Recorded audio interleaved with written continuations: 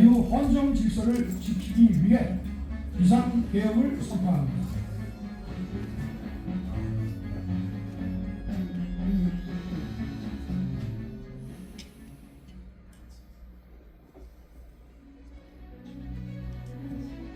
비상계엄 선포 직후 권력자의 헌정 파괴 시도를 저지하기 위해 많은 시민들이 국회로 달려왔습니다.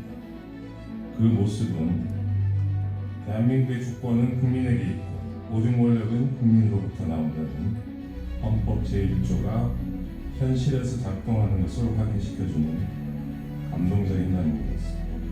피청구인은 우리 국민이 가까스로 일으켜놓은 대한민국의 민주주의 헌정 질서를 50년 이전으로 후퇴시켰습니다. 우리는 민주주의 상처를 치유하고 법치주의를 다시 일으켜 세워야 합니다. 그래서 피청구인을 대통령직에서 파면해야 합니다. 그것이야말로 대한민국의 상처 입은 헌정 질서를 정상으로 회복하는 가장 중요한 첫걸음이 될 것입니다. 피청구인은 헌법을 파괴하는 순간에도 헌법 수호를 말했습니다. 이것은 아름다운 헌법의 말, 헌법의 풍경을 오염시킨 것입니다. 제가 좋아하는 노래 가사에 이런 구절이 있습니다. 세상 풍경 중에서 제일 아름다운 풍경, 모든 것들이 제자리로 돌아가는 풍경. 이 노랫말처럼 모든 것들이 제자리로 돌아가고 우리도 하루빨리 평온한 일상으로 돌아갈 수 있기를 소망합니다. 저는 그 첫 단추가 권력자가 오염시킨 헌법의 말들을 그 말들이 가진 원래의 순수한 의미로 돌려놓는 데서 시작되고 있습니다.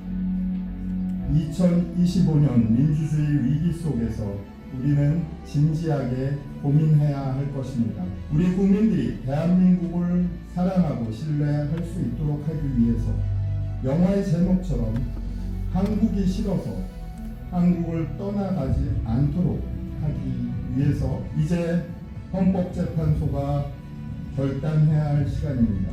우리 대리인단 모두는 국민들과 함께 간절한 마음으로 헌법재판소의 정의로운 판단을 기도하고 염원하겠습니다.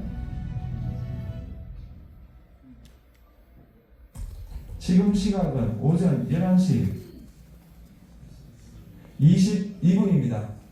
주문 피청구인 대통령 윤석열을 파면한다.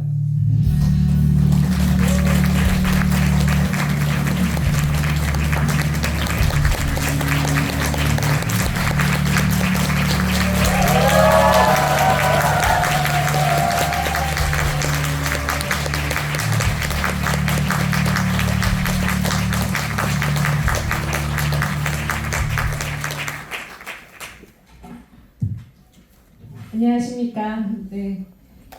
김진환 선생님과 장순덕 선생님 두 분을 모시고 오늘 이 자리를 만나기까지 사실 너무 오래 기다렸습니다. 네. 아시죠? 이 원래 토크가 저희가 3월에 기획을 했었는데 화면이 늦어지면서 한번 미루고 그다음에 이제 4월에 잡았다가 또 다시 미루고 그래서 드디어 오늘 두 분을 모시고 이런 멋진 자리를 만들게 되었습니다. 두 분 잘 아실 텐데 일단 큰 박수 한 번만 더 주세요.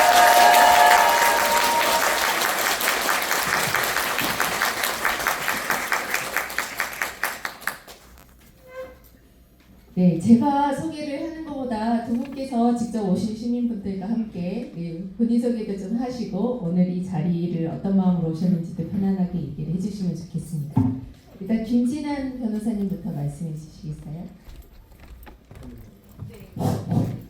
안녕하세요. 네, 제가 법정에서 울컥 한두 번 해갖고 울보 변호사로 한 것은 김진환입니다. 감사합니다.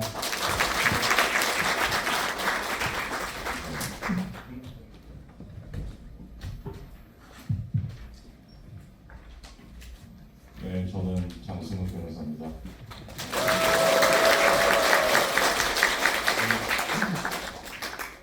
재판 진행되는 동안 과분하게 응원해 주셨던 분들을 모시고 감사했다는 인사를 전하게 돼서 그리고 이 뜻깊은 장소에서 또 이렇게 인사를 드릴 수 있는 기회를 마련해 주셔서 감사하다는 말씀드리고 여러분들께 다시 한번 감사하다는 말씀 감사합니다. 두 분 모시고 궁금한 얘기가 정말 많을 텐데요. 하나하나 순서대로 풀어가 보도록 하겠습니다. 네. 일단 이제 두 분이 정말 국민의 대변인 저희가 이렇게 붙였는데요. 이번에 윤석열 이제 탄핵 그 국회 쪽 법률 대리인단을 하시면서 이제 두 분께서 우리의 이제 헌법의 정신과 그리고 법치주의에 대한 이야기들을 굉장히 우리 국민들한테 마음 깊이 남겨주셨습니다. 여러 가지 이제 궁금한 점들을 저희가 사전에 이제 질문도 받고 또 두 분과 이제 얘기를 나눴는데요. 일단 많이 알고 계시겠지만 그래도 하나하나 좀 궁금한 것들 순서대로 짚어가 보도록 하겠고, 이게 이제 뭐 굉장히 어려운 자리는 아니니까 네, 솔직한 얘기, 네, 재밌는 얘기 위주로 네, 어디서 공개하지 않았던 얘기들 제가 한번 기대해 보도록 하겠습니다. 제가 제 소개를 빠뜨렸는데요. 저는 이 행사를 주최하고 김진환 선생님의 책 법의 주인을 찾습니다를 펴낸 출판사 지화인 대표 김보경입니다. 반갑습니다.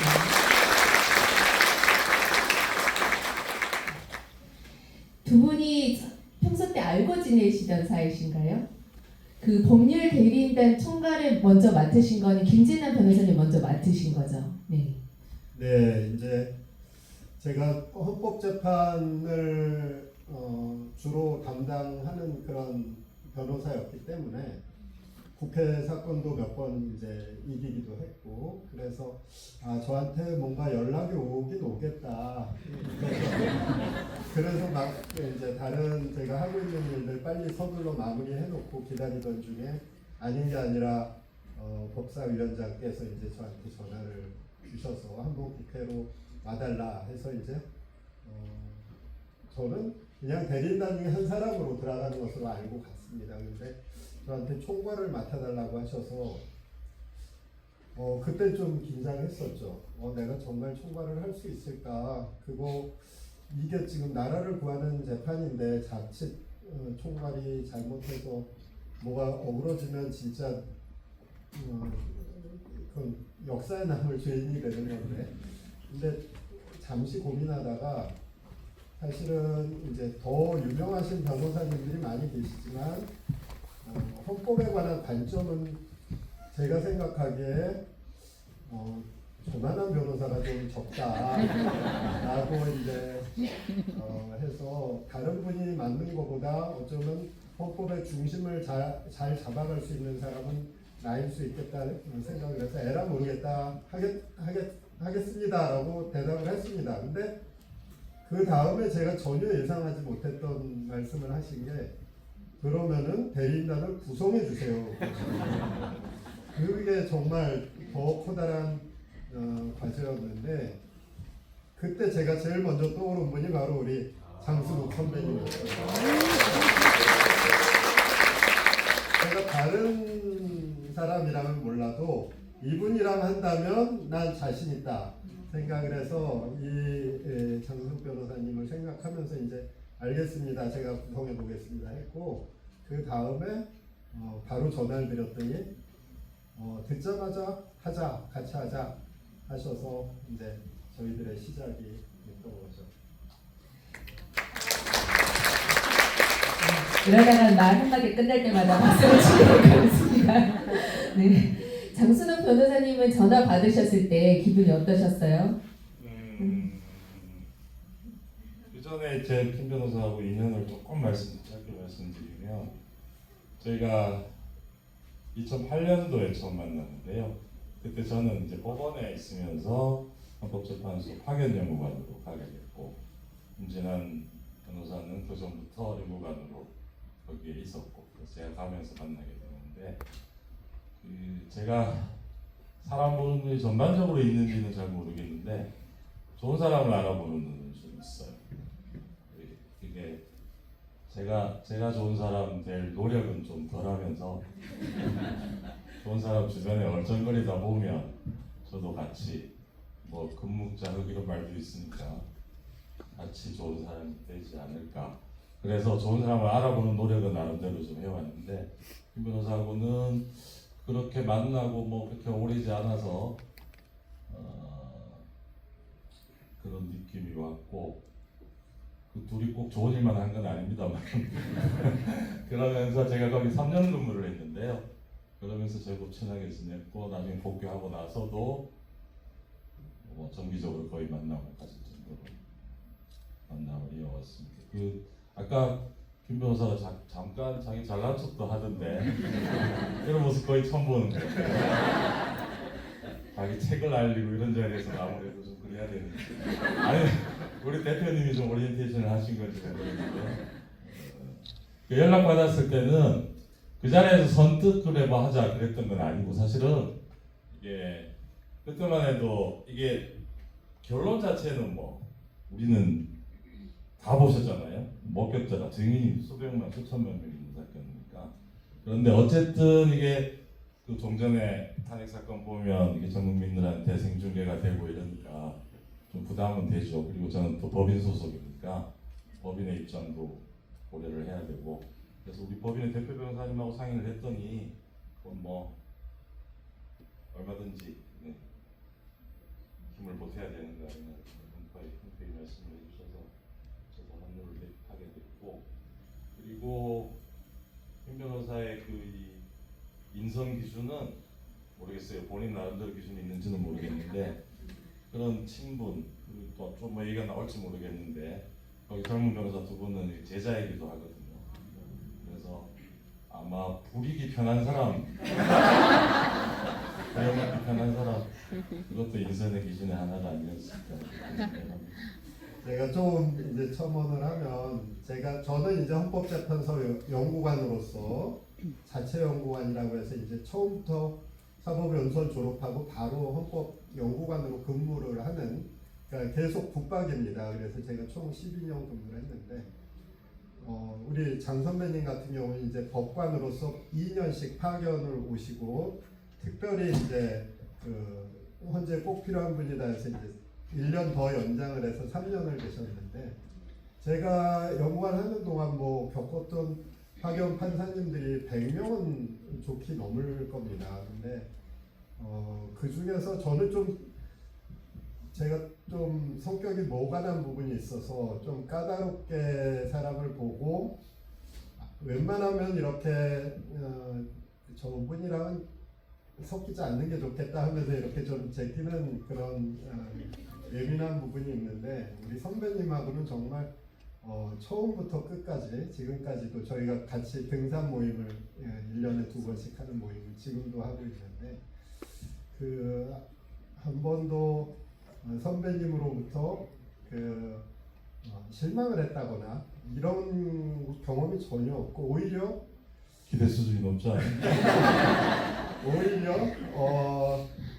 특히 이번 사건 같은 경우는 제가 선배님의 인성은 잘 알거든요. 워낙 겸손하시고 착하고 순하시고 그리고 뭐 고등학교 시절에 실수라고 하시긴 하지만 전국 수석도 하시고요. 하지만 그 머리도 좋으신 건 아는데 이분이 순발력도 좋으실 줄은 몰랐는데 이번 재판하면서 제가 알고 있던 능력에 제가 생각했던 능력의 3배, 4배를 갖고 있으신 분이다. 와 정말 내가 사람 보는 눈이 좋구나. 큰 복이다 이런 생각을 할 수 있었습니다. 잘난 척하는 거 처음 봤다고 그랬더니 저를 필요 이상으로. 네, 오늘 그리고 한 가지만 더 아까 말씀하셨던 제자들 얘기를 하시는데 그 제자들 자랑을 좀 해야 될 것 같아요. 제가 이다대 로스쿨 교수로 갔는데 거기는 좀 이렇죠. 그러니까 수도권 로스쿨, 서울에 있는 로스쿨이 아니기 때문에 약간 한풀 꺾인 친구들이 오는데 거기에 되게 좋은 친구들이 많이 있었어요. 그러니까 젊은 시절에 머리는 좋은 친구들이 세상과 부딪히면서 방황하고 그래서 좀 오랜 시간 자기 경험을 쌓고 나중에 로스쿨에 온 친구들 그래서 아주 뺀질뺀질 반짝반짝 이렇게 서울의 로스쿨 친구들처럼 그런 막 그 상품성이 높은 친구는 아니지만 진짜 이렇게 깊은 맛을 갖고 있는 친구들이 많이 있었는데 제가 3년 헌법을 가르치는 동안 제가 가르치는 모든 과목마다 따라서 제 과목을 들었던 친구들이 몇 사람이 있었는데 그 중에 제가 기억하는 가장 뛰어난 두 사람이었고요. 둘 다 이제 서울대 출신인데 한 친구는 법대인데 오랫동안 방황을 하면서 서반어과 석사를 마친 친구고요. 그러니까 문학적 소양이 아주 뛰어났던 친구고 또 한 친구는 정치학과 석사를 하고 참여연대에서 오랫동안 또 세상 경험을 하다가 이제 뒤늦게 놓고 났는데 그 친구들이 정말 이번 사건에서 이제 저희가 본안팀과 증거조사팀을 나눠서 제가 본안팀을 맡고 선배님이 증거조사팀을 맡았는데 본안팀의 일의 90% 이상을 그 친구들이 담당을 해줬고 둘이서 같은 사무실을 운영하는데 매일 2시에 퇴근하면서 같이 둘이 사진을 찍어서 기록을 남겼더라고요. 그 3개월의 기간 동안 매일 새벽 2시에 퇴근하면서 웃으면서 사진 찍는 기록을 남긴 만큼 진심으로 열심히 한 여기 이 자리는 없지만 그 친구들에게도 진심으로 감사하다는 말씀을 증거조사팀 자랑도 좀 하셔야 되는 거 아니에요?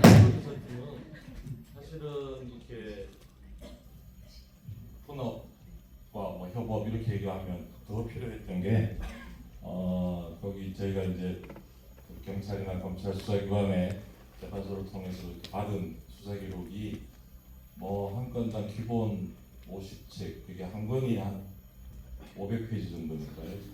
한 건당 한 2만 페이지, 3만 페이지 기본은 이런 사건들이 몇 사건이 있었거든요. 그러니까 그걸 받으면 그걸 더 정리를 해서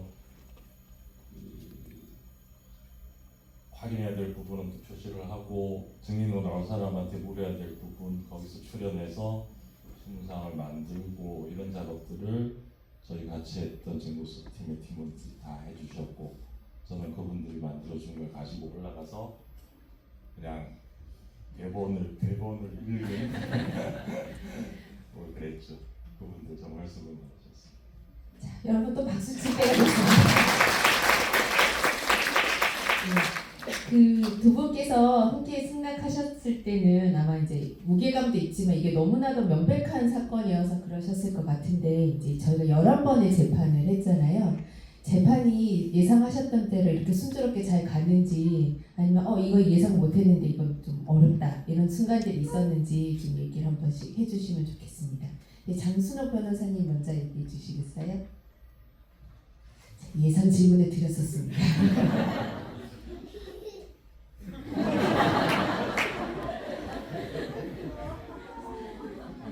아마 여러분들도 그러셨을 것 같은데 이게 재판 시작하면서는 저 뷰청 부인이 무슨 할 말이 있을까 이런 생각들 하셨잖아요. 저희도 당연히 그랬고 근데 그렇다고 뭐 이게 형사재판이어서 다 잘못했으니까 선택해 주십시오 이럴 수 있는 재판은 아니니까 뭐 그렇게 유구무원 모드는 아닐 것이다 라고는 생각을 했어요.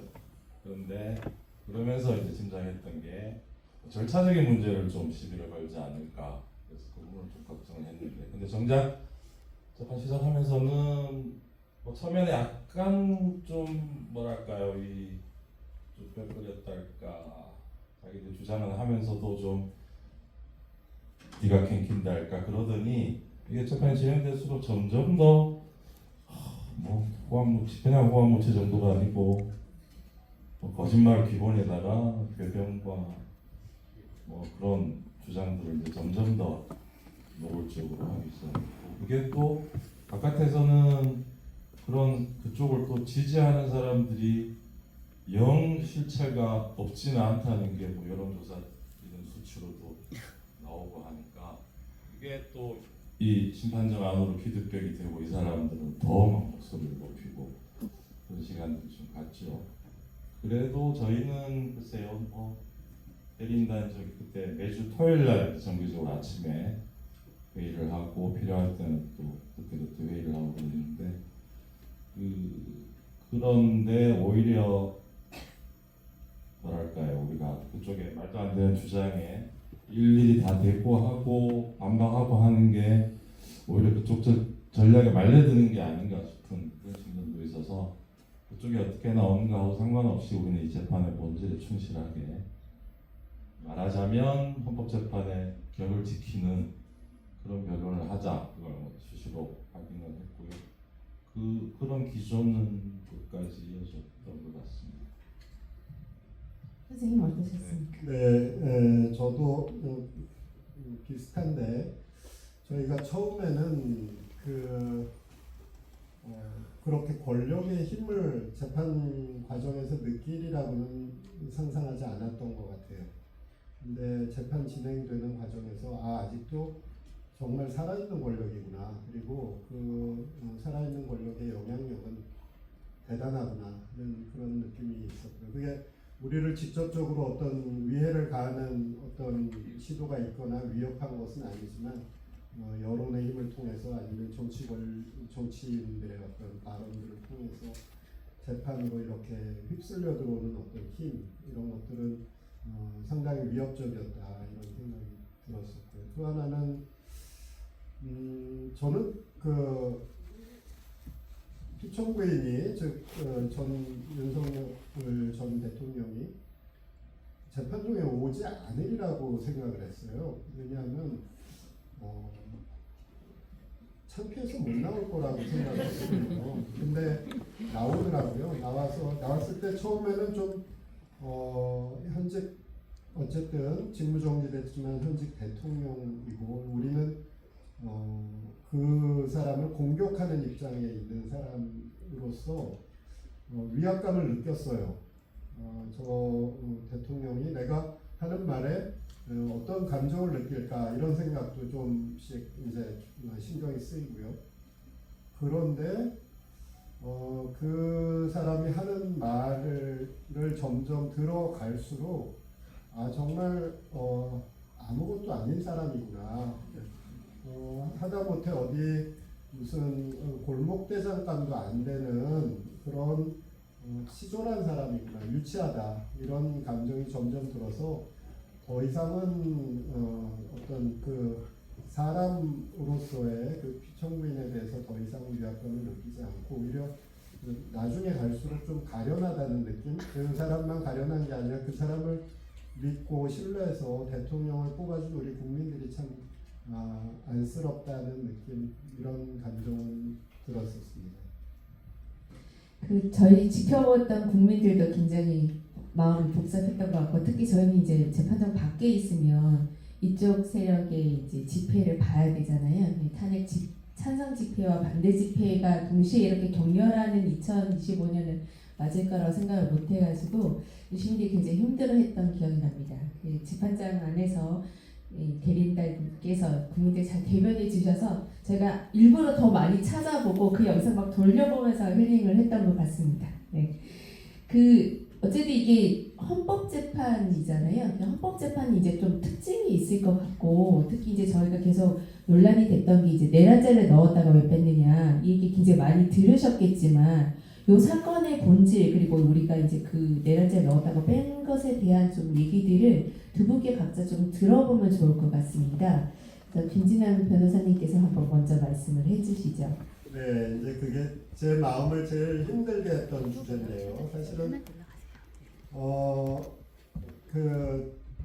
저희 회의 아까 말씀하신 대로 이제 대리인단 구성되자마자 이제 매주 토요일 오전에 회의를 열었고, 저희 거의 첫 번째 주제가 이 사건의 쟁점을 어떻게 잡을 것이냐. 분명히 박근혜 탄핵 사건의 이제 전례를 보면 첫 번째 변론 준비 절차에서 재판부가 쟁점을 무엇으로 할 테니 앞으로 그 부분에 관해서 우리 재판을 진행하자, 이렇게 하실 테니 우리 관점에서 쟁점을 잘 잡아보자, 이렇게 첫 번째 회의였고, 이제 제가 헌법 전문가랍시고 이제 그 쟁점들을 제가 선정해 보았고 제안드려서 같이 토론을 했습니다. 잘 아시다시피 그것이 이제 비상계엄 선포행위, 국회 침탈행위, 선관위 침입행위, 또 체포 법관 등 이제 체포 지시행위 뭐 이런 것들인데요. 다 모두 다 저희가 뽑은 쟁점을 재판부에서 저희가 말하기 전에 재판부에서 그대로 말씀하셨습니다. 그러니까 저희와 재판부의 쟁점이 일치했던 거죠. 근데 저희도 논란이 됐고 재판부도 고민을 했던 부분이 바로 내란죄였습니다. 내란죄에 관해서 이것을 쟁점으로 집어넣느냐가 어떤 의미를 갖느냐 하면 내란죄라는 것은 형법 위반이죠. 탄핵 사유로서는 반드시 헌법 위반만이 문제되는 것이 아니라 중대한 법률 위반도 또한 탄핵 사유가 됩니다. 그래서 이제 개헌법 위반도 지금 탄핵 사유로 들어가 있는 것이고요. 헌법 위반으로서 내란죄는 중대한 탄핵 사유가 되는 것이죠. 그런데 이 문제가 만약에 쟁점으로 된다고 한다면 형법에 관해서는 이 형법이 법률 위반으로 인정된다는 것은 이제 유죄가 된다는 것인데 유죄라는 것은 징역도 살고 어쨌든 국가 권력이 한 사람에게 줄 수 있는 가장 큰 어떤 처벌이거든요. 그렇기 때문에 형사소송법에서는 그 증거 법칙을 굉장히 엄격하게 어떤 제재보다도 높이 그 증거 법칙을 설정해 놓았습니다.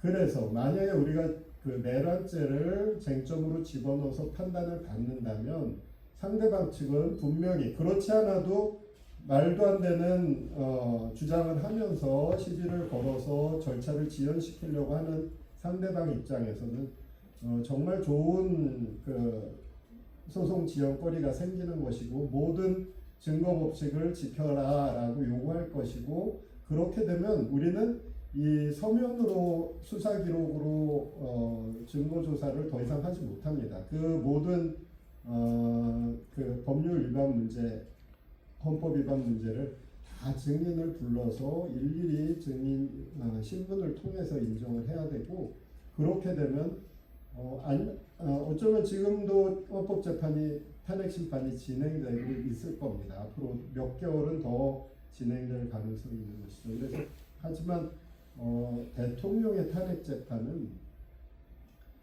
국가 위기 상황 속에서 진행되는 재판입니다. 그것이 많은 어떤 정치적으로 이제 보수적인 생각을 갖고 계시는 분들이나 이런 분들은 너희 그렇게 재판 빨리 해서 뭐 하려고 해? 결국 누구 대통령 빨리 만들어 주려고 하는 거 아니야? 이런 식의 이제 비판을 하시는데 전혀 그런 문제가 아니고요. 대통령이 공석이라는 거, 직무 정지가 된다는 것, 국가 위기 상황을 의미하는 겁니다. 그래서 대통령 버릴 때는 헌법의 규정에 60일 내에 빨리 선거를 하라고 하는 것이 그 국가 위기 상황을 빨리 극복을 해라라고 하는 것이고요. 근데 완전히 거리된 거, 그러니까 말하자면 대통령이 사망했다고 한다면 거리기 때문에 60일 안에 선거를 하지만 이 탄핵 재판은 탄핵 재판 진행되는 동안 계속 일종의 사고로서 더 이상 국가 위기 극복을 못하는 그 시기가 계속 연장되는 겁니다. 그래서 하루빨리 재판을 신속하게, 물론 공정하게 해야 되지만 신속하게 할 필요가 있어서 내란죄를 집어넣는 것은 굉장히 반드시 필요한 그러한 과정이었다고 생각을 하고 그래서 이제 제가 말하는 김에 그냥 그 다음 질문도 하실 것 같아서 지금 미리 답하면 사실은 마음고생을 꽤 많이 했습니다. 그 문제를 갖고 계속 공격을 했고 저 스스로도 제가 그 논의를 주도한 사람으로서 반대 의견도 있음에도 불구하고 이제 제가 반드시 해야 된다라고 주장을 해서 그 부분을 관철시킨 사람으로서 나의 잘못으로 혹시 이게 재판이 잘못 돌아가면 어떻게 될까? 특히 이제 선고기일이 잡히지 않는 동안 그것이 일종의 각하 사유로 몇 분 재판관이 이제 그 의견을 택하고 있다라는 풍문이 돌면서 그때가 마음고생이 많았는데 하지만 지금 만약에 다시 그때로 돌아가서 지금도 내란죄를 제외시키는 판단을 하겠습니다라고 물어보신다면 그렇게 할 수밖에 없다라고 대답을 드리겠습니다. 장순옥 변호사님은 김진아 변호사님이 이렇게 마음고생하실 때 뭐 하셨습니까? 고생을 하는구나.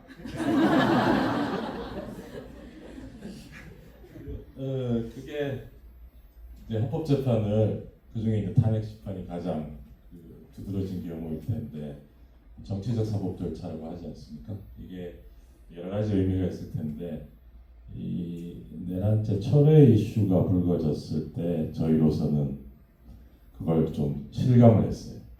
이게 그 법정에서의 공방이 차원이 아니고 그냥 저쪽 정치권에서 그걸 전면적으로 문제 삼고 이걸 프레임화해서 사실은 이게 내란죄 철회라는 그 네이밍 자체가 프레임을 그냥 반영한 것 같은데 김 변호사도 충분히 설명을 했지만 사실은 이게 엄밀하게 얘기하자면 국회에서 의결했던 그 탄핵소추 의결서에는 내란죄라는 표현이 여러 군데 등장을 합니다. 그래서 이 부분이 헌법 위반뿐만 아니라 내란죄 성립 여부에 대한 형법적 판단도 구하는 것이냐, 재판부에서는 그 점에 의문을 가지고 질문을 하셨고 거기에 대해서 저희가 답변했던 게 형법적으로 내란죄 성립 여부에 대한 판단까지 굳이 구하지는 않겠습니다. 그게 다예요. 사실은 저희가 구하든 구하지 않든 그 부분을 판단할지 여부는 재판부의 정권입니다.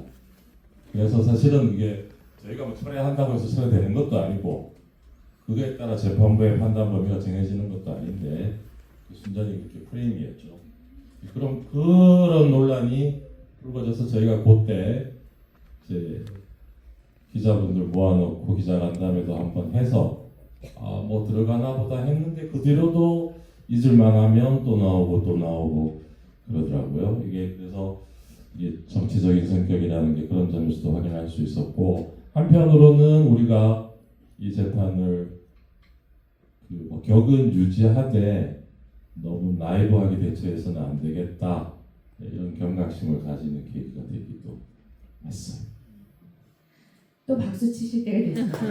마음의 힘을 달래줄 수 있는 큰 박수 좀 부탁드립니다. 제가 그 부분 조금만 더 말씀드리면은 이제 그런 법원이 있습니다. 이제 그 법 공부하신 분들은 아는 것이 이제 일종의 법의 속담 같은 건데요. 그것이 중대한 법 원칙으로서 이제 실제 재판에서도 적용되고 하는데 너희들은 사실을 말하라. 재판부는 법을 주겠다. 이런 법원이 있습니다. 그게 무슨 뜻이냐면 사실에 관해서 당사자가 주장을 하는 것이고 재판부가 어떤 법의 위반인지 어떤 법의 적용 대상인지 그것을 재판부가 법관이 결정한다는 것이죠. 그래서 우리는 사실은 모든 사실을 다 주장을 했고 그 주장에 대해 부분에 대한 사실에 관해서는 철회한 바가 전혀 없습니다. 그런데 단지 법 적용 문제 그것은 사실은 재판부가 정하는 문제인데 법 적용 문제에 관한 저희의 의견을 말씀드린 것이고 재판부는 사실 저희가 철회하건 말건 그것을 인정할 수도 있고 인정하지 않을 수도 있는 사안이었어요. 그것이 이제 헌법재판소의 지난번 박근혜 탄핵 사건에서의 판례이기도 했고 그래서 판례로 보나 법원칙으로 보나 어떻게 봐도 그것이 그러니까 부적법 사유 될 수 없는 것인데 말씀하신 대로 그 프레임 속에서 그런 주장을 해왔고 그것이 이제 사기 탄핵이다 이런 말까지 나오면서 저희는 탄핵 이 재판이 끝나고 대통령이 파면된 이후에도 저쪽에서는 계속 그 내란죄 철회 이 주장을 하면서 계속 사기 탄핵 프레임으로 공격을 해오지 않을까 걱정을 했는데 다행히 전원일치 결정이 남으로써 그 문제가 깨끗하게 정리가 잘 된 것 같습니다. 네, 그 전원일치 결과가 나오긴 했지만 일단 선고가 너무 늦어져서 저희가 굉장히 마음고생을 많이 했는데요. 그 대리인단들도 굉장히 긴장을 많이 하셨을 것 같아요. 이렇게 늦어질 거라고 생각을 안 하셨을 것 같고 또 늦어진 이유가 뭐냐고 물어보는 사람들이 정말 많았을 텐데 그때마다 뭐라고 답변하셨는지 정말 궁금합니다. 장순혁 변호사님 말씀해 주시겠어요? 그렇죠. 저희는 2월 25일 날 변론 종결을 했거든요. 그래서 기대로는 빠르면 3월 7일쯤 선고가 나지 않을까 그렇게 기대도 했는데 3월 7일은 아니더라도 14일에는 날 것이다. 다들 그렇게 예상했죠. 그 이후에 이제 과정들은 다 같이 겪으셨을 테니까 저희도 뭐 하루하루 기도하는 심정으로 그런 날을 보냈고 그리고 이제 그 무렵에 이제 온갖 뭐 흉흉한 얘기도 나오고 언론 보도들도 뭐 5대3이니 뭐 배드락이니 이런 용어들도 나오고 해서 저희들도 뭐 내심 좀 위기감은 없었다고 할 수는 없죠. 그래서 저희도 긴급 회의도 한번 하고 했는데 그렇다고 저희가 이 결론을 의심해 본 적은 없었던 것 같아요. 근데 국민들이 너무 걱정들을 하시고 그 처음에는 이제 헌법재판소에 대해서도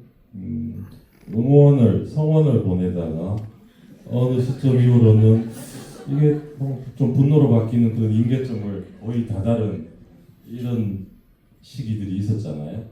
근데 저희가 보기에는 그런 분위기도 재판소로서도 모를 리가 없었을 것 같고 그게 이제 아마 지금 결정문을 보고 하면 뒤에 또 얘기 말씀드릴 기회가 있을지 모르겠는데 8분이 내부에서 논의 과정은 아마 치열하게 하셨던 것 같아요. 그 시간들이 저희 기대보다는 많이 늦춰졌지만 아마 재판부로서는 저 피청구인 쪽에서 말이 안 되는 여러 궤변 같은 주장들에 대해서도 결정을 보시면 거기에 대해서도 하나하나 다 답변을 하고 있습니다. 그리고 하나 덧붙일 것은 저는 일찍 결정을 만들기 위해서 그런 고심의 시간들을 보내신 게 아닌가. 이 전원 일찍 결정이 갖는 의미는 우리가 재판관들 왜 성향까지 분석해서 이분은 어떻고 이분은 어떻고 그래서 어떤 쪽으로 갈 것이다 이런 추론들이 많지 않았습니까? 그게 그런 의견들이 분분할 수 있고 분분해도 되는 이슈가 있어요.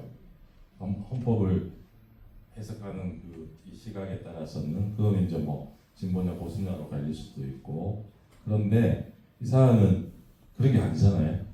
이게 진보든 보수든 헌법의 틀을 벗어난 그런 행위에 대한 판단을 하는 거니까 그런 부분들에 대해서 이 국민들한테 이거는 분명히 아니다 라는 거를 논리적으로 그리고 결정문도 명료하지만 쉽게 쓰셨잖아요. 근데 그 쉽게 쓰기가 사실은 더 어렵거든요. 그러면서 시간이 좀 많이 필요하셨던 게 아닌가라고 선회를 합니다. 그 앞에 이제 한덕수 총리 탄핵 의원 그것 때문에 사람들이 더 마음을 졸였던 것 같은데 제가 그때 김진환 변호사님 한번 뵀었거든요.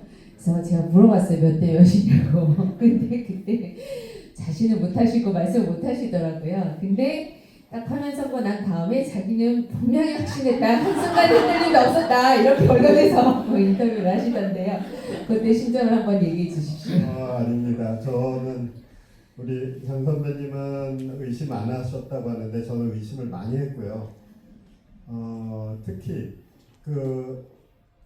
재판관님들의 조금 전에 말씀과 달라진 것들이 있었어요. 그게 뭐냐면 변론 준비 절차로부터 이제 상대방에서 계속 주장했던 것이 한덕수 총리 탄핵 먼저 해라. 그게 일종의 전제 판단이니까 그게 필요하다 이렇게 이야기할 때 주시민 정영식 재판관님께서 아니 우리는 먼저 들어온 사건 먼저 재판하는 그런 기관이 아니다. 가장 중요한 문제 더군다나 이건 국가 위기 상황의 재판인데 이게 가장 최우선이지 당연히 어떻게 다른 들어온 대로 사건 판단을 하느냐는 말씀을 직접 하셨거든요. 근데 한 주 한 주 늦춰지면서 한 주씩 이제 한덕수 총리 사건 집어넣고 그 다음에 감사원장 사건 집어넣고 심지어 나중에는 매달 한 번씩 하는 일반 사건들 선고도 집어넣으시더라고요. 그러면서 또 한 주가 지나가고 하면서 이거는 좀 심한데 제가 이제 헌법재판소를 정말 사랑하는 사람인데 헌법재판소로부터 배신감을 좀 느끼기 시작하더라고요. 그 마지막 한 주는 좀 많이 의심을 하면서 이제 보냈었고 한 번은 이제 어느 헌법 교수님하고 둘이서 그분도 굉장히 온건한 분인데 둘이서 같이 전화로 이야기를 하다가 제가 그런 걱정하는 이야기를 했더니 만약에 기각이 나오면 당장 자기부터 헌법 교수님부터 헌법재판소 앞에 가서 들어놓으셔야 할 거라고 그 말을 들으니까 나도 해야겠다 같이 그 정도로 이 정도 만약에 기각이나 그런 결정이 나온다면 나부터 헌법재판소 문 닫으라고 요구하고 시위를 해야 되겠다. 사실은 말씀하신 것처럼 이런저런 관점이 있을 수 있는 사건과 정말 헌법의 마지막 경계선을 어떤 민주공화국의 마지막 방어선을 지키는 사건이 있는데 이 사건은 바로 너무나 전형적인 그 마지막 선을 지키는 사건이었거든요. 그래서 그 사건이었기 때문에 많은 국민들께서 또 걱정하셨던 것이고 그렇다면 헌법재판소가 조금 더 용기 있게 판단을 적절한 시기에 해주셨었으면 더 좋았겠다 이런 생각 지금도 하고 있고 그 부분에 관해서는 좀 나중에 재판관님 어느 분 만나면 좀 따져야 되겠다 그러고 결국 이유는 방금 말씀하신 대로 이제 전원일치를 만들기 위한 노력이었고 몇몇 재판관님들이 그 전원일치를 받아들이는 조건으로 좀 시기를 더 늦추고자 했던 것이 아닐까 또는 어떤 그런 내부적인 그런 어떤 줄다리기 같은 것들은 분명히 있었던 것 같습니다. 그래도 전원일치가 나오니까 너무 좋네요. 사실은 저는 그 기다리는 동안에는 6대2, 7대1 그게 무슨 상관이야. 일단 인용이면 빨리 내려야지. 지금 국민들 다 숨 넘어간다. 그리고 거의 이제 막 양쪽 그 진영들끼리 폭력 사태도 이제 발생하기 시작하고 정말 모든 사람들의 신경이 칼끝처럼 이렇게 변해가고 있는 시점에 재판소는 아무 반응이 없는 그런 시기에는 정말 전원일치가 뭐가 필요하냐 이런 생각까지도 했는데 전원일치가 나오고 나니까 모든 국민들이 다 받아들이고 평화로워져서 참 좋습니다. 한마디로 덧붙이자면 저희가 재판 진행되는 기간 중에는 이게 뭐 말이 시가 될까봐 혹시 어른들만 부정탈까봐 만일 기각된다면 뭐 이런 걸 입밖에 못 냈어요. 지금은 이제 할 수 있는데 만일 기각됐다라면 변호사는 좀 전에 재판소 앞에 가서 들어놓고 시위를 한다고 했는데 그럴 형편이 됐을까요? 그거는 할 수 있었을까요? 변호사님 뭐 하셨을 겁니까? 글쎄요. 저희 뭐 조금 과장 보태서 얘기로는 뭐 비행기표 뭐 이런 얘기 하다가 비행기표는 구할 수 있을까? 빨리 망명을 가야 되니까. 뭐 그런 얘기 농담삼아 했죠. 고생하셨습니다. 고생 많이 하셨습니다. 네, 자 여기까지는 훈훈했는데 주제를 조금만 더 깊게 들어가 보도록 하겠습니다. 저희가 이제 그 김진남 변호사님은 이제 헌법재판소에서 헌법연구관으로 오래 계셨고 이제 좀 굉장히 드문 케이스라고 제가 알고 있습니다. 또 독일과 미국에서 다 이제 유학을 하시면서 헌법에 대해서 연구하신 이제 법학자 분이시고 이제 저희가 처음 시작하기 전에 잠깐 두 분 얘기를 나눌 때 장순옥 변호사님께서는 이제 헌법재판소에 이제 파견 가셨을 때 여기는 공기가 다르다. 뭐 이러면서 헌법재판소에 대한 애정을 표현해 주셨는데 이게 굉장히 이제 흔들리는 지경에 왔잖아요. 그래서 그 이제 헌법재판소의 만장일치의 그 파면 선고문이 우리에게 많은 힐링을 주긴 했지만 사실 과제를 좀 남겼다는 생각이 듭니다. 그래서 두 분께서 다 이제 법률가로서 가지고 있는 어떤 과제가 좀 있으실 텐데 좀 그런 것들을 저희가 좀 함께 꺼내놓고 앞으로 이런 과제들을 같이 한번 해결해보자 이런 얘기도 좀 했으면 좋겠거든요. 그래서 일단 헌법연구관이셨던 우리 김진남 변호사님께서 좀 어떤 생각을 하고 계시는지 말씀을 해주십시오. 네, 저는 그 전부터 이제 헌법재판소의 개혁에 관해서 이야기할 때마다 제가 강력하게 이야기하는 것이 있는데 그게 이제 두 가지인데 하나는 재판관들의 임기 문제입니다. 많은 분들이 이제 헌법재판소 그러니까 이 개헌을 한다고 한다면 항상 우리는 권력을 제한하는 방향으로 하는 것이 옳다고 생각을 하고 그렇다면 헌법재판소도 역시 하나의 권력이니까 그 권력도 역시 제한하거나 적어도 확장시켜서는 안 된다라는 생각으로 재판관 임기를 늘리는 것에 관한 이야기를 한다면 반대를 하시거나 아예 그것은 이제 개헌 논의 대상으로 삼고 있지 않은데 헌법재판소 권력은 그냥 권력이 아니라 다른 권력을 견제하는 굉장히 작은 권력입니다.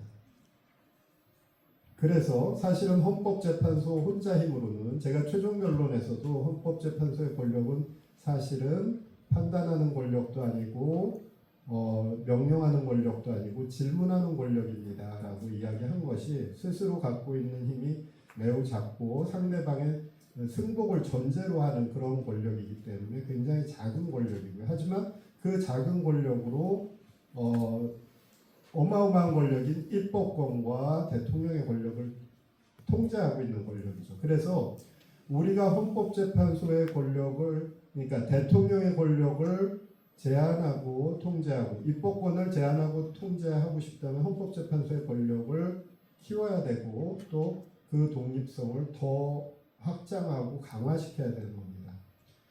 그래서 저는 그 하나의 굉장히 중요한 포인트가 재판관들의 임기를 지금 6년으로 하고 있는데 이건 너무 다른 나라에 비해서도 너무 짧다. 그 독일만 해도 12년이고 아예 미국은 종신으로 이제 보장하고 있죠. 그 사람들은 헌법재판소 재판관들이 오랫동안 재임하는 것이 왜 배가 안 아프겠습니까?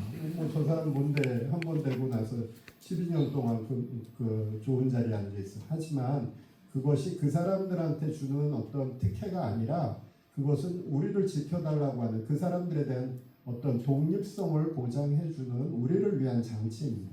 그래서 그분들에게 만약에 이번 사태에서도 한번 생각해 보세요.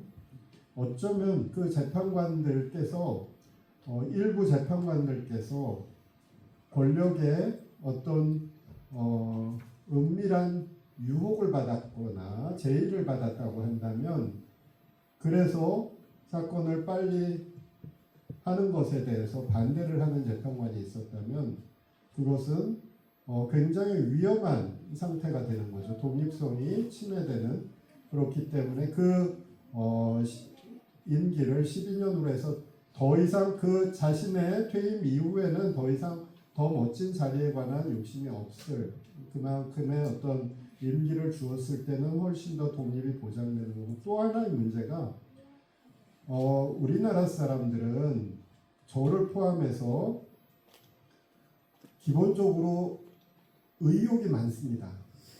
그리고 더 열정적이고 다른 어느 나라 사람보다 그래서 또한 자리 욕심도 많습니다. 경쟁심도 많고 모든 재판관들이 사실은 재판소장이 되고 싶은 마음을 갖고 있어요. 그래서 재판소장을 임명하는 권력 그것이 바로 대통령의 권력인데 그 임명 시기가 됐을 때 재판관들은 많이 흔들립니다. 그건 제가 실제로 경험했던 그런 상황이고요. 그래서 재판소장의 임기도 역시 굉장히 중요한 것이 같이 재판관과 함께 재판소장이 만약에 12년이라고 한다면 다른 재판관들이 흔들릴 수 있는 시기가 지금 6년보다 훨씬 더 늦게 돌아오는 거죠. 그래서 그 유혹을 우리가 잠재우는 하나의 방법이 재판소장과 재판관들의 임기를 늘리는 것이다. 그래서 다음에 개헌 논의가 나왔을 때는 꼭 헌법재판소를 제대로 살리는 꼭 필요한 장치가 헌법재판관들의 임기 문제라는 것을 여러분들께서도 좀 같이 제안해 주셨으면 좋겠습니다. 그리고 또 하나의 문제는 이제 재판에 대한 헌법 소원 문제인데 그 얘기는 혹시 다음에 기회가 있으면 말씀드리겠습니다. 그 이번에 이완규 법제처장이 저희가 헌법재판관이 될 것 같은 그 아슬아슬한 순간이 있었잖아요. 예, 그런 사람이 돼서 막 12년씩 있으면 어떻게 합니까? 맞습니다. 바로 그게 이제 우리가 걱정하는 바인데요. 저는 어떤 제도를 만들 때 우리의 그 이성을 신뢰하는 그 전제하에서 사람들의 이성을 신뢰하는 전제하에서 제도를 설계해야 된다고 생각합니다. 왜 미국 연방대법원 그러니까 미국 헌법의 아버지들이라고 하는 당시 세계 최초로 어떤 민주공화국의 헌법을 만들었던 선각자들이 왜 방금 하신 말씀과 똑같은 생각을 하지 않았겠어요? 나쁜 법관 하나 잘못 뽑았다가 종신직으로 있는다고 30년, 40년 나라를 망치는 일이 발생하면 그거 어떡하지?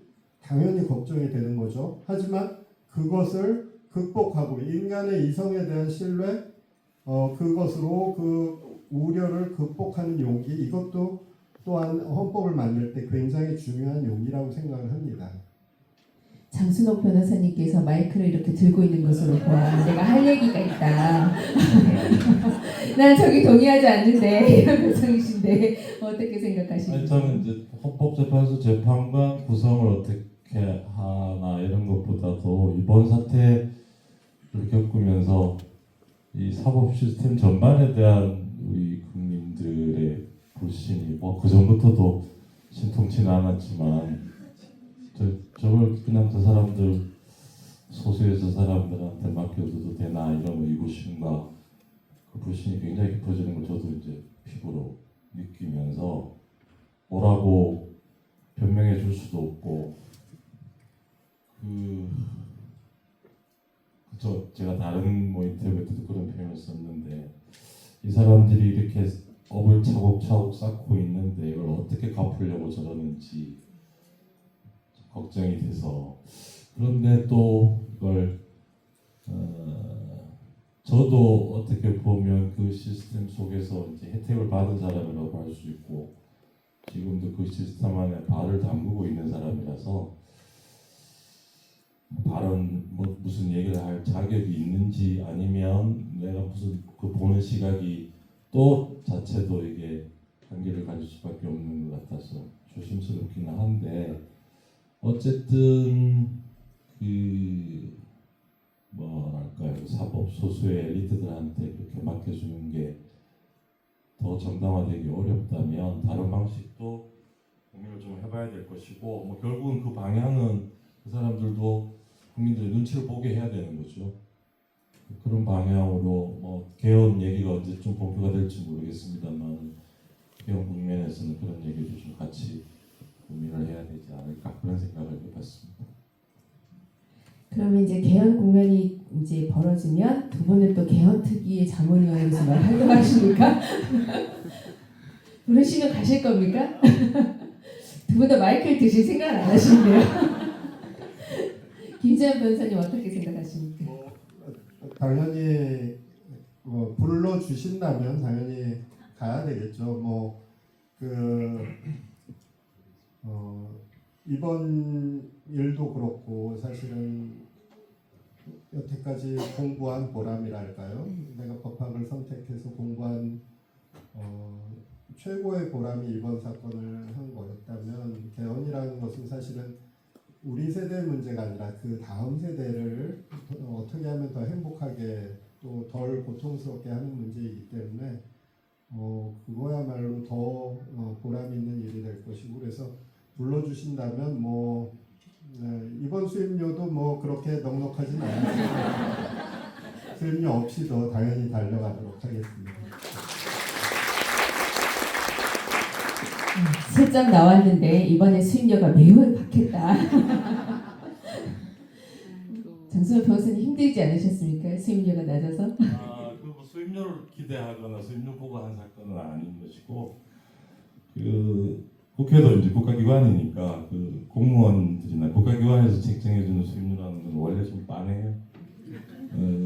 근데 저희 이제 처음에 아까 잠깐 말씀드렸듯이 처음에는 이렇게 이만큼이라도 길어질 줄도 예상을 못했고, 그리고 뭐 너무나 명확관한 사건이니까 빨리 끝나기도 할 것이고 결정도 쉽게 날 것이고, 그리고 저희 변호사들은 이를 이제 그 약정을 할 때 성공보수 약정이라는 것도 하거든요. 착수금 얼마, 성공보수 약정 이렇게 하는데, 이 사건은 성공보수 약정조차도 할 수 없는 성공이 아닌 경우로 생각할 수 없는 뭐 그런 사건이었죠.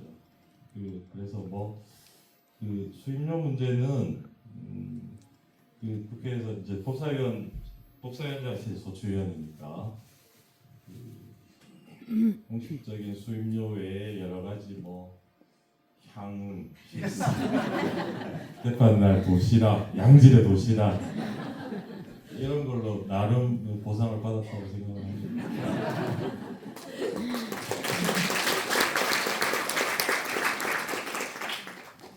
저희가 얘기를 나누다 보니까 이제 벌써 1시간이 됐는데요. 네. 여기서 그치지 않고 조금 더 얘기를 이어가 보도록 하겠습니다. 그거 힘들진 않으시죠? 네. 저희가 이제 김진환 변호사님이 이제 쓰신 책이 원래는 이제 토크의 주제였는데요. 저희가 이제 법의 주인을 찾습니다라는 책인데요.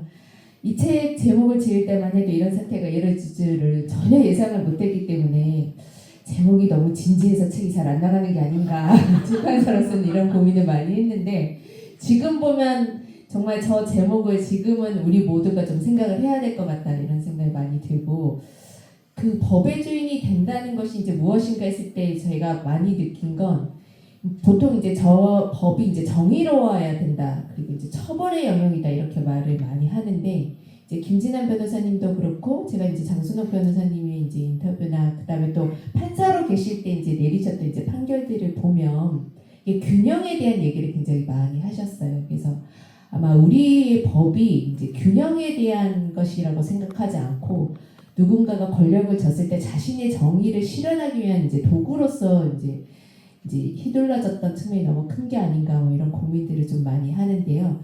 어쨌든 일반 시민들이 이렇게 좀 오셨는데, 이제 법률가로서 이번에 이제 헌법 공부도 다들 열심히 하시고, 이제 저희가 심지어 형사법도 공부하고, 날짜로 계산하는 게 맞는가, 시간으로 계산하는 게 맞는가, 뭐 이런 고민도 다 하고, 국회법도 공부하고 지금 이런 상황인데, 좀 법의 주인이 되기 위해서 좀 우리 시민들하고 좀 함께 했으면 하는 것들이 뭐가 있는지 좀 얘기를 나눠주시면 좋겠습니다.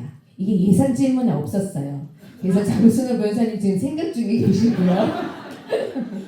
이런 얘기를 그래도 앞에서 여러 번 해보신 저희 김진환 변호사님께 한번 의견을 여쭤보겠습니다. 네. 제가 한 인터뷰에서 이런 말씀을 드렸어요. 질문이 뭐였냐면, 이번 사건은 어떤 의미로 역사의 기록이 될까요? 제 대답은 물론 시민들의 힘으로 시민들이 헌법재판소를 통해서 민주공화국을 지킨 정말 두고두고 역사에 길이 남을 쾌거였다, 이렇게 기록될 것이다. 하지만 또 반대 측면에서는 우리가 지금 10년 안에 2번의 대통령을 탄핵시킨 거 아니겠습니까? 이것은 민주주의 성공이라기보다는 민주주의 실패입니다. 만약에 이번에도 우리가 교훈을 얻지 못한다면 또 가까운 시일 내에 제3의 대통령 탄핵, 제4의 대통령 탄핵도 나올 수 있는 거죠. 그래서 우리가 어떻게 하면 이 사태를 통해서 어떤 교훈을 얻을 것인가, 그래서 우리 민주주의를 더 튼튼하게 할 것인가, 이 문제에 대해서 고민해야 된다고 생각을 합니다. 제가 생각하기에는 그 과제는 일단 우리가 상대방 정치를 악으로 생각하지 않는 것. 그래서 저쪽에서는 말하자면 이쪽 민주당 뭐 또 다른 진보 쪽 정당 사람들을 빨갱이라고 생각하지 않는 것, 좌파 무슨 그런 어떤 나라를 말아먹으려는 세력으로 생각하지 않고 대화하는 것, 신뢰하는 것, 나라를 위한 정치하는 사람들이라고 신뢰하는 것, 또 이쪽에서도 저쪽을 무슨 친일파로부터 내려온 어떤 수구의 뿌리들, 그래서 정말 상종 못할 어떤 그런 나쁜 사람들, 그런 악으로 보지 않는 관점에서 서로 신뢰하고 반영하는 것, 이것을 우리가 하루빨리 배워야 된다는 생각이고요. 그러기 위해서는 아까 질문하셨었던 법의 주인이 되는 길이 무엇인가를 우리 시민들이 알고 있어야 됩니다. 그 주인이 되는 것은 말하자면 이런 거죠. 정치인들이 싸웁니다. 양쪽 어떤 그 주제를 놓고 말하자면 세금을 더 많이 걷자는 쪽과 세금을 덜 걷자는 쪽, 무슨 뭐라 그러죠? 주민들한테 이제 그 재래시장에서 많이 살 수 있는 어떤 그런 돈을 많이 풀어주는 것과 뭐 안 주는 것, 뭐 다양한 정치적 논쟁들이 있죠.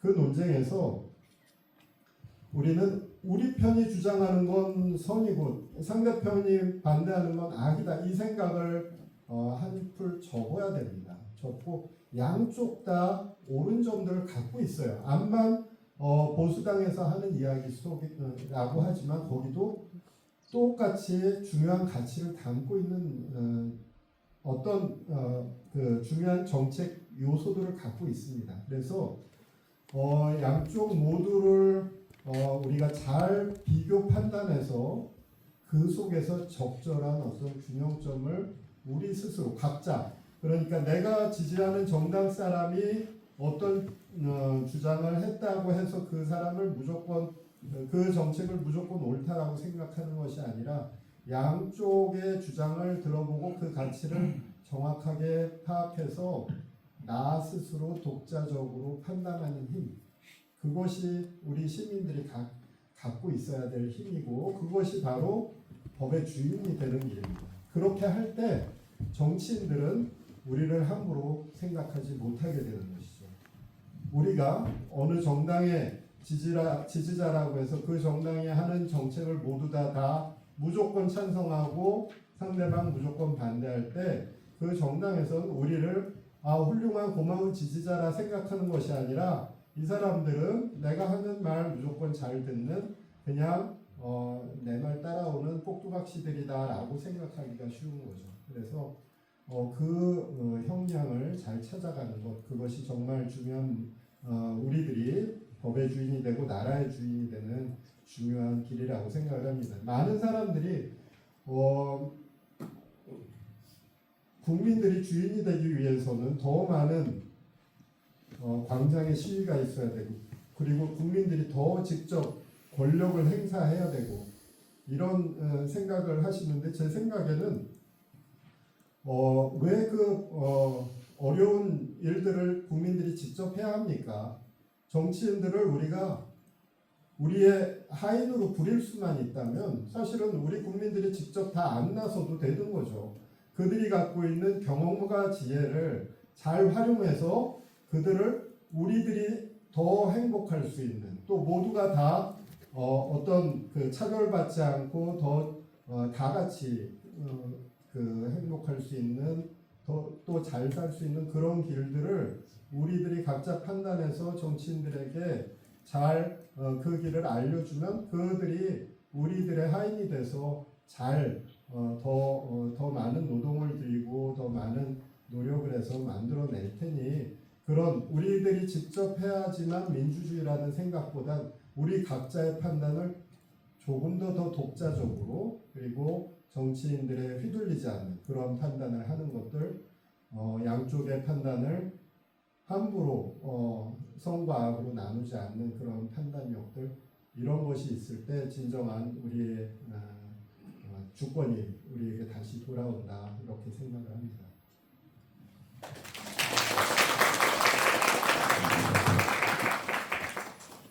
대부분이 고개를 끄덕이시면서 몇 분은 약간 좀 석연치 않아 표정이 보이셔서 뭘까 제가 그 생각을 좀 해봤는데요.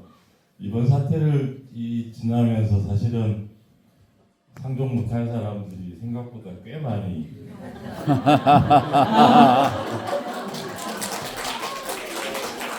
그래서 방금 여러분들이 보신 거는 이 착한 천성을 타고난 사람들이 어쩔 수 없이 갖게 되는 한계를 보신 거예요. 저는 뭐 그렇게까지 착한 사람은 전혀 아니어서 이 다음 이제 뭐 정권은 당연히 바뀔 것이고 다음 정권을 맡게 되는 분들에게 부탁을 하자면 뭐 개헌 논의 이런 걸 포함해서 꼭 해야 될 일과 절대로 해서는 안 되는 일을 일단 그걸 잘 구분하고 일을 악물고 꼭 해야 될 일 하고 일을 더 악물고 해서는 안 되는 일은 안 하는 거 이거를 당부드리고 싶습니다.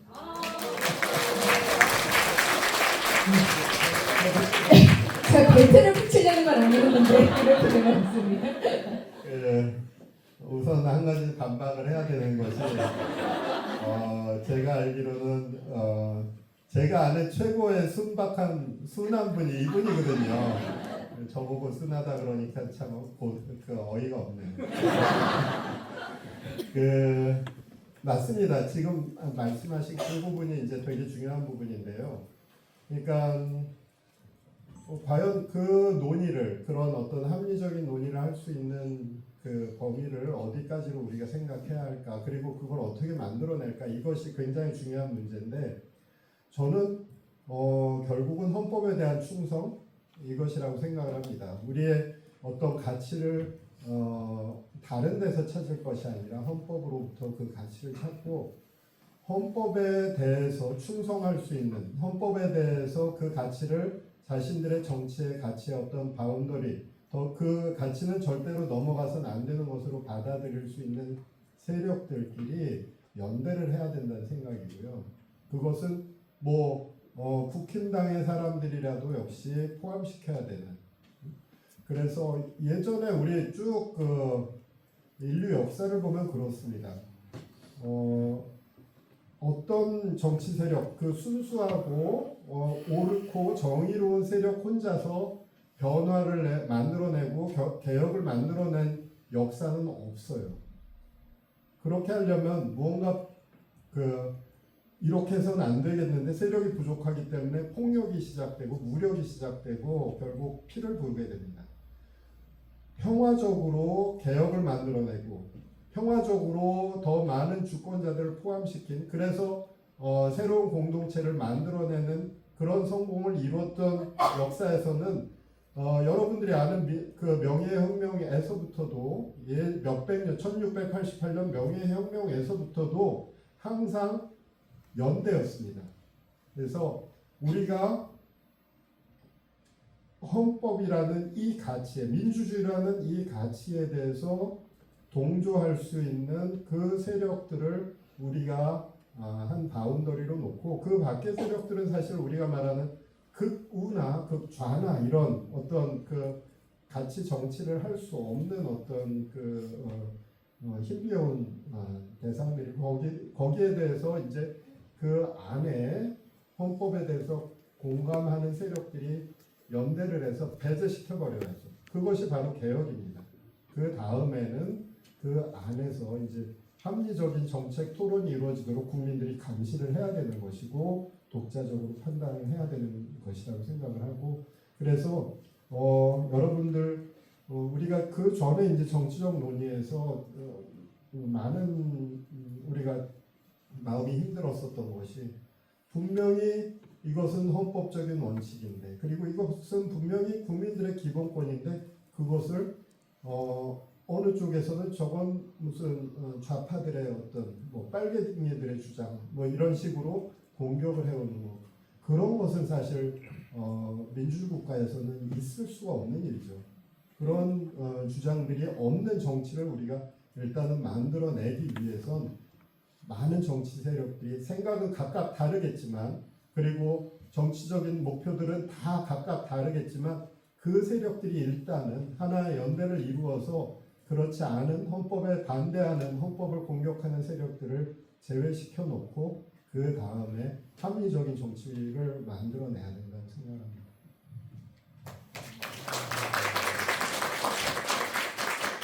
너무 그동안 이제 힘들게 살았나 봅니다. 이런 좋은 얘기가 잘 들리는 게 아니라 나는 저기서 그거는 아닌 것 같은데 하지만 성이 안 차고 뭐 이런 마음이 드는데요. 네. 여러분들께서도 이제 질문을 많이 보내주셨는데 현장에 오시면서도 나 한번 이런 얘기 하고 싶다 이런 마음들 다 가지고 오셨을 거라고 생각합니다. 일단 마이크를 이제 현장으로 넘길 텐데요. 혹시 나 질문할 거 있다 이러신 분 먼저 손 한번 들어봐 주시겠어요? 네, 진행하시는 분들은 진행위원들 오셔서 한번 좀 살펴봐 주시고 꽤 많으시네요. 네, 다시 손을 내리시고요. 네, 순발력 테스트를 하겠습니다. 네, 나 꼭 이 질문 해야 되겠다 하시는 분 손. 네. 제가 볼 때는 저쪽에 여기 노트북을 가지고 계신 분, 네, 자기 소개도 좀 해주시고, 네, 말씀을 해주십시오. 두 분 말씀 감사합니다. 김재남 변호사님은 개인적으로 제가 작년에 뵌 적이 있습니다. 나중에 좀 말씀 드릴 거고요. 좀 전에 말씀하신 거에 대한 질문입니다. 제가 실질적으로 매우 진지하게 질문하는 것이기도 한데, 일단 저는 헌법을 공부하고 있는 사람입니다. 교육학교 요즘 공부하고 있는 사람이고, 햇병아리 수준입니다만 질문을 드리기로 했으니까 지금 함께 드리겠습니다. 그 부분, 보통 이번 내란 사태 때 그 부분들이 상당히 문제가 되고 있는데요. 심판 과정에서 보셨겠지만 언론도 여기에 저는 공범으로서 거의 주요 동조자 수준의 공범들이라고 생각을 합니다. 헌법에는 분명 언론에서도 보장되고 있고 그리고 지금 말씀하신 것처럼 최대한의 연대를 이끌어내어서 합리적인 접근을 해야 되는 것도 맞습니다. 그러나 여론조사랍시고 내란 마치 탄핵 반대라는 말로 내란 동조범들을 포장해줘서 그 여론이 여전히 30% 육박한 이 나라에서 그들을 배제하고 우리의 합리적인 논의를 과연 할 수 있을 것인가? 혹은 언론이 제 역할을 해서 이건 아니고 이건 맞습니다. 최소한 이 선을 지켜줘야 되는데 이것을 완전히 무시하고 있는 지금 우리나라의 언론 현실에서 바로 그 언론에 대한 어떠한 변화 혹은 개혁이 필요하진 않을 것인가. 헌법에서 매우 중요한 주제라고 잘 아실 겁니다. 그리고 특히나 독일에서조차도 카탈리나 블룸의 잃어버린 영예 같은 그런 식으로 그 폐단이 대단히 심각한데 거기서 사생활에 치는 문제에서 여기는 문제는 국가가 망하는 문제에서까지도 언론이 지금 같은 자세를 유지하고 있단 말입니다. 이에 대해서 그 공론장을 만들기 위한 어떤 개혁 방안 그 생각을 부탁드립니다. 독일 얘기가 나온 거 보니 김진환 변호사님부터 답변을 하셔야 될 것 같습니다. 언론에 대해서는 저도 고민을 항상 많이 하는 주제인데요. 이번 사태 속에서도 이제 힘들었던 것이 언론이 이제 일종의 양쪽 논의를 공평하게 실어줘야 된다는 어떤 그런 관점에서 정말 저쪽은 말도 안 되는 얘기를 하고 있는 것인데 전혀 헌법적이지 않고 오히려 국가를 더 위기에 빠뜨리는 그런 주장을 하는 것인데도 그것이 크게 보도가 되고 오히려 또 언론은 더 자극적인 이야기를 좋아하기 때문에 저희들이 이제 가끔 깜짝 놀랐었던 것이 백브리핑이라고 이제 결론 나와서 이렇게 기자분들에게 이야기를 하는데 우리가 분명히 옳은 이야기를 하는 쪽인데 기자들은 저쪽에 한 5배가 몰려 있어요.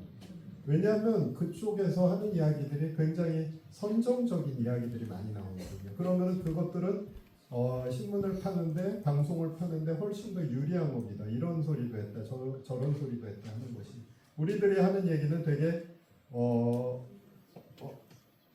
너무나 당연한 이야기들, 뭐 너무 순한 이야기들 이런 이야기들이 나오니까 그러다 보니 이제 사실은 언론의 어떤 그 내란에 동조한다든지 아니면 어떤 저쪽의 권력에 영합한다든지 이런 속성도 있지만 또 하나는 언론이 더 자극적인 소재를 찾아가는 그러한 또 다른 상업적인 속성에 의해서도 우리는 또 위협받았다는 생각은 듭니다.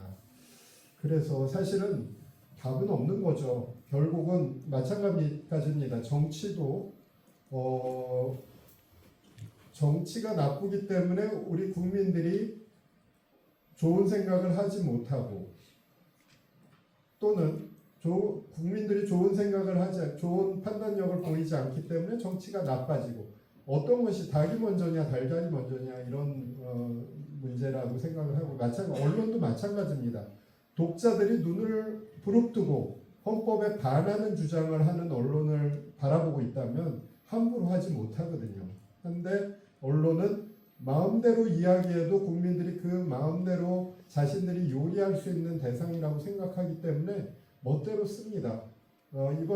이번에도 가령 이제 조선일보 같은 경우에는 처음에는 비상계엄 이게 말이 되느냐는 논조였어요.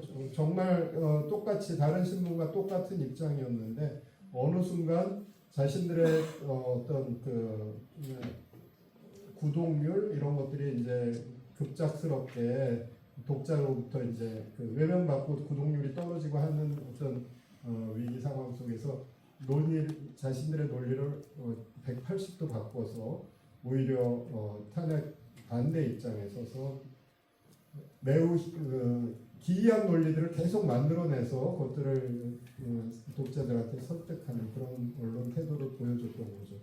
그래서 그렇게 할 수 있는 것은 사실 그들이 보기에 국민들이 만만하다는 겁니다.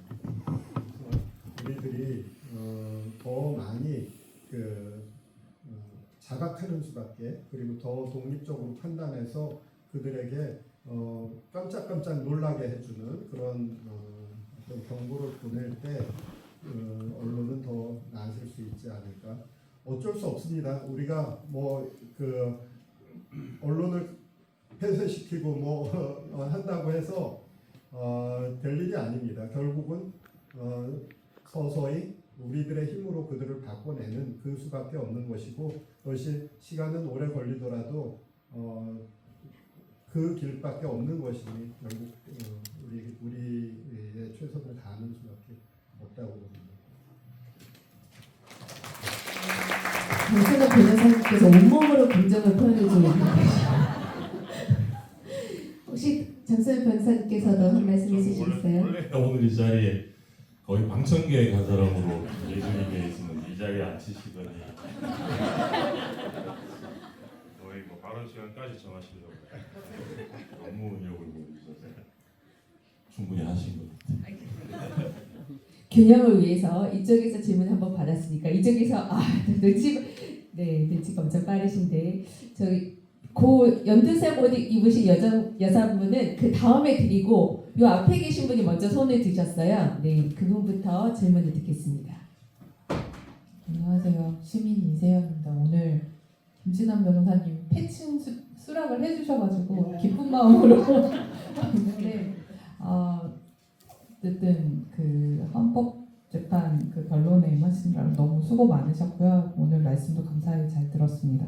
아까 개헌 관련해서 김진환 변호사님 말씀하실 때 그 임기 얘기를 하셨는데 저는 오히려 미국도 지금 제가 알기로는 그 연방 대법관들이 종신 임기가 또 편향성이라든가 당파성 때문에 문제가 돼서 거꾸로 뭔가 제한을 두자라는 그런 얘기가 있는 걸로 아는데 그거는 어떻게 생각하시고 또 이제 제가 이 기간 동안 그 정준희 교수님이 말씀하신 것 중에 지금 헌법재판관 임명을 대통령과 대법원장 그다음에 이제 국회가 하는데 오히려 대법원장은 그 국민이 선출하지 않은 대통령이 그 임명을 하다 보니까 대표성이 6대 3이 되는 거 아니냐. 그래서 그런 거를 좀 조정을 해야 된다고 생각한다는 그 교수님 의견도 있었는데 그거는 어떻게 생각하시는지 궁금하고요. 요거는 좀 변호사님들께 질문 드리는 게 맞는지 모르지만 저는 이번에 그 변론을 재판을 내내 지켜보면서 들었던 의문이 법 종사자들이 오히려 그 법에 대해서 너무 아무렇지도 않게 무시하는 것과 또 온 국민에게 다 중계가 되고 있음에도 방금 한 말도 저렇게 거짓말 뻔뻔하게 거짓으로 일관하는 그런 태도들이 도대체 그 어떤 마음에서 나오는 건지 더군다나 그 기득권 엘리트층인데 그런 사람들을 우리가 과연 어떻게 바라보고 이 사회가 과연 괜찮은 것인지 저는 사실 그 의문이 되게 많이 들었거든요. 그래서 그게 어떠신지 궁금합니다. 앞에 질문은 김진환 변호사님 하시면 될 것 같고 뒤에 질문은 우리 장선호 변호사님께서 답변하시면 될 것 같은데 네, 자, 누가 먼저 하시겠습니까? 네. 그래서 마이크도 안 들고 계신 거예요. 지금 답을 안 하시겠다고. 그럼 앞에 질문부터. 네, 맞습니다. 이제 저도 그 미국 연방대법원 종신제 그 부분은 오늘날의 시대에는 조금 좀 무리가 있는 제도였다. 하지만 그 당시에는 굉장히 용기 있는 제도였고 몇백 년 동안 잘 작동했고 물론 연방대법원도 국민들을 굉장히 실망시켰던 그 어떤 순간들이 있습니다. 항상 어떤 제도도 완벽하지는 않거든요.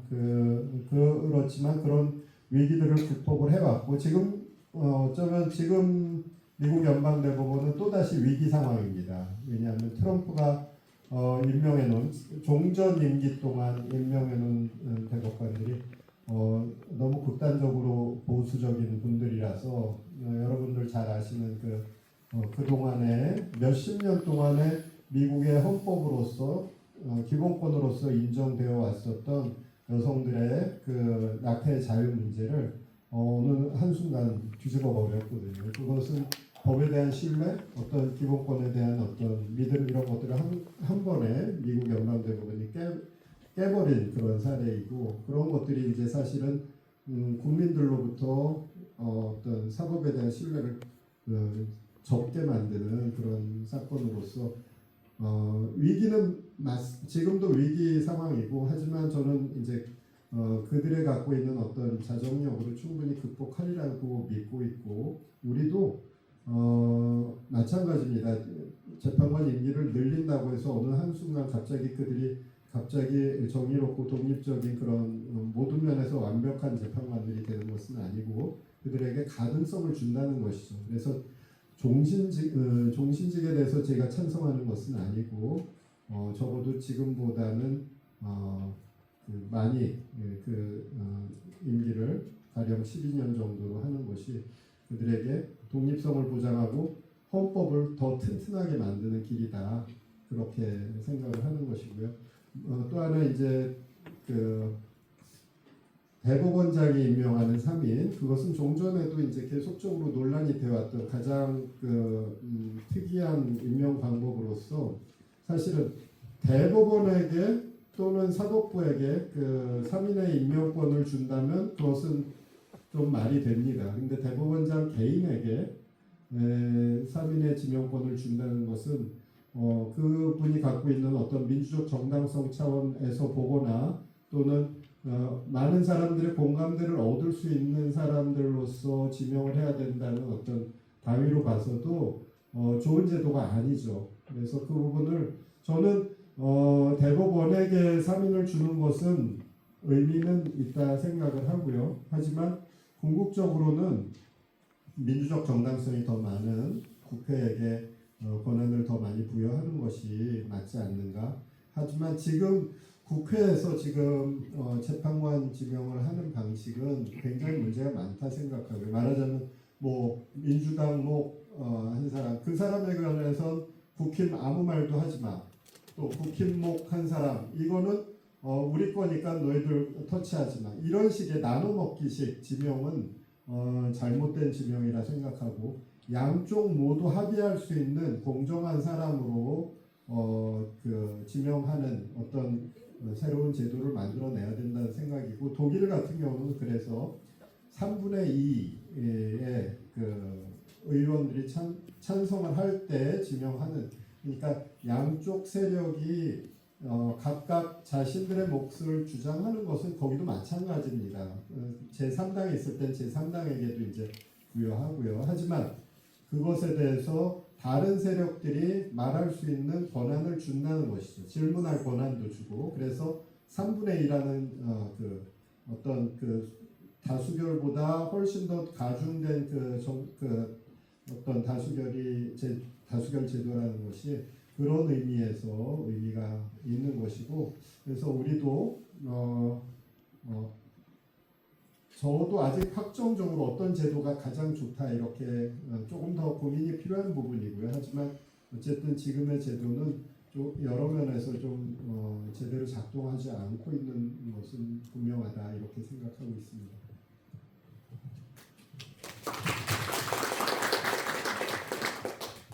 그 뒷부분 질문이 제가 말하자면 이 법기술자들을 어찌할 것인가, 이 사람들은 왜 이렇게 되었는가, 뭐 이런 거죠. 이게 좀 이제 이게 뭐 현실에 맞는 얘기기도 하고 좀 자학적인 얘기기도 한 것 같은데, 직업으로서의 변호사는 어떻게 보면 그런 훈련을 받은 사람들이긴 합니다. 결론을 어느 쪽으로든 그 근거를 찾아서 그럴듯하게 포장을 해서 좀 더 악의적으로 얘기하자면 판단하는 사람들을 현혹시키고 그릇된 결론으로 유도하고, 뭐 그런 것 같기도 해요. 너무 나쁘게 얘기하는 것 같긴 한데 이게 뭐 현실인 그렇기도 하고요. 이번 그 탄핵 결정문은 이제 공개가 됐으니까 다들 보셨을 텐데, 언론에 보도된 거 보면 이게 안으로서의 초안은 기각안도 만들어져 있을 것이다, 이런 보도들은 있었지 않습니까? 실제로 그럴 겁니다. 제가 보고 싶은 거는 그 기각안이 어떻게 작성되어 있을까, 그게 굉장히 궁금한데요. 저희 대리인단도 그런 얘기를 뭐 잘 했었는데, 저희로서는 이게 연구관들이 가능한지 불가능할 것이다. 그런데도 그런 걸 만들어야 돼. 또 현실적인 상황은 그러니까 연구관들도 참 극한 직업 일종이다. 뭐 그런 얘기들도 했었는데, 근데 이제 그런 얘기도 쓸 수 있도록 훈련을 받기는 하죠. 그리고 지금 아까 잠깐 사회자께서 말씀하셨던 내란 이후에 지금 그 권한 대행이 아주 그 본인은 해야 될 건 안 하고 할 수 없는 거는 하면서 그걸 또 이렇게 두리뭉실하게 묶어서 같은 거 아니냐 이렇게 강변을 하잖아요. 그게 저는 그분 뭐 머릿속에서 나오는 것 같지는 않고, 그 보좌진이나 참모들 사이에도 분명히 법조인들이 있을 겁니다. 법률가들이 있을 것이고, 그러니까 그런 분들이 그런 아이디어를 낼 것이고, 뭐 어떤 정치적인 목적을 가지고 있는지까지는 모르겠습니다만, 그런데 이런 분들이 있는 건 아까 그 여론지형 얘기하고 비슷한 맥락인 것 같은 게, 이 법조인들의 양성 시스템, 거기에 국한된 문제는 아닐 것이고, 이게 교육 문제에서부터 뭐 사회 구조 문제까지 뭐 다 연결되어 있을 것 같아서요. 그게 참 제가 이래야 됩니다라고 얘기할 수 있는 수준도 아니거니와 이렇게 뭐 딱 하나 집어서 해결할 수 있는 그런 것도 아닐 것 같아요. 근데 이게 아까 그 얘기하고 연결시키면 이른바 얘기하는 레거시 미디어의 무슨 주도권이나 이런 거는 제가 보기엔 진작에 이제 그런 시대는 간 것 같고, 오히려 유튜브로 대표되는 그런 새로운 미디어 나오면서 사람들이 이제 자기가 원하는 정보를 그 한쪽 정보만 받아들이는 그런 이 정보 유통 구조가 더 문제가 될 것 같고, 이거는 뭐 기술 발전하면서 오히려 심화될 수도 있을 것 같아서 그 부분이 걱정일 텐데, 그런데 한편으로 보면 우리 이 탄핵 결정 그렇게 애타게 기다리면서 이 결정이 어느 쪽으로 나오든 이 갈등이 거의 밀란 수준으로 폭발 국면이 되지 않을까 걱정하는 분들이 많잖아요. 근데 정작 결정 나오고 뭐 그런 모습 걱정했던 거에 비해서 훨씬 평온했죠. 저는 그래도 극단적인 모습을 보이지만 다수 시민들이 공유하는 보편적인 가치라는 건 있을 것이고 그 가치가 끌고 가는 힘 이게 아까 뭐 연대 얘기도 나오고 했는데 그런 힘들이 필요할 때마다 이번에 보여주셨듯이 그런 힘을 보여주시면 그 걱정하는 그런 것들은 의외로 우리가 걱정하는 것보다는 아주 뭐랄까요 이게 먼지 사라지듯이 그럴 수도 있지 않을까 하는 낙관적인 기대도 해봅니다. 답이 되는지 모르겠어요. 네, 다음 질문은 아까 제가 말씀드렸던 저분하고 정말 딱 한 번만 더 받겠습니다. 예, 소리를 내신 예, 민주주의는 말을 하는 거라고 했으니까 말로서 얘기하신 또 옆에 아기도 데리고 오셨는데 그러면 이분 하시고 그 다음에 곧 이어서 저기 뒤에 계신 분까지 해서 한꺼번에 질문을 받고 한꺼번에 답을 하도록 하겠습니다. 저는 방금 말씀하신 레거시 미디어에서 일하고 있는 방송 다큐멘터리 작가인데요. 저희가 이 정권이 바뀔 때마다 항상 할 수 있는 아이템과 하지 못하는 방송이 나눠지면서 저희도 그런 흐름 속에서 계속 갈등을 해야 되는 사람이거든요. 그러니까 제가 노무현 대통령 방송을 했던 적이 있고 다큐멘터리 3일 봉화마을 가셨을 때 했던 사람이 저고요. 그 다음에 그 부엉이바위 앞에서 말씀하셨던 그걸 가지고 11년 이후에 제가 또 방송을 했던 사람이라서 저는 여기 와 있으니까 이런 정권이 되면 제가 일하기가 너무 힘들어지지 않겠습니까? 근데 제가 정말 두 분께 드리고 싶었던 건 그리고 아까 제가 화장실에서 나오다가 두 분 변호사님 뵀는데 너무 반가운 마음에 제가 이렇게 인사를 드리고 정말 배꼽 인사를 드리고 싶었거든요. 근데 순간 제가 사생팬이 될 것 같아서 참았는데 네, 그런 말씀을 드리고 싶었어요. 제가 살다가 내가 이제는 변호사를 덕질까지 하는구나. 그래서 제가 노무현 대통령 말씀드린 대로 그 깨어있는 시민이 되기 위해서 오늘 이 자리도 왔고요. 그리고 4월 1일 날도 그 헌재 공문서를 제가 페북에서 이렇게 보면서 살다가 이제는 내가 헌재 공문서까지 보고 내가 거기 좋아요를 누르는구나. 이런 시대를 사는구나 이런 생각을 하게 됐는데요. 제가 진짜 궁금했던 거 그러니까 두 분께 정말 드리고 싶은 건 우선 굉장히 그쪽에서 그런 정말 극한 직업이라고 할 수밖에 없는 헛소리 개소리를 해내는데 거기서 품위와 품격을 잃지 않는 말씀을 해주신 거 너무 감사드리고요. 제가 이제 글을 쓰는 사람이다 보니까 그리고 특히 장수 변호사님께서 그때 마지막 변론에서 이 오염된 언어에 다시 이거를 돌려줘야 된다라는 얘기를 하셨는데 저는 거기에 너무 공감을 했거든요. 이제는 우리가 말하는 자유, 진리, 통일 이런 말들이 다 저들의 언어가 돼버렸잖아요.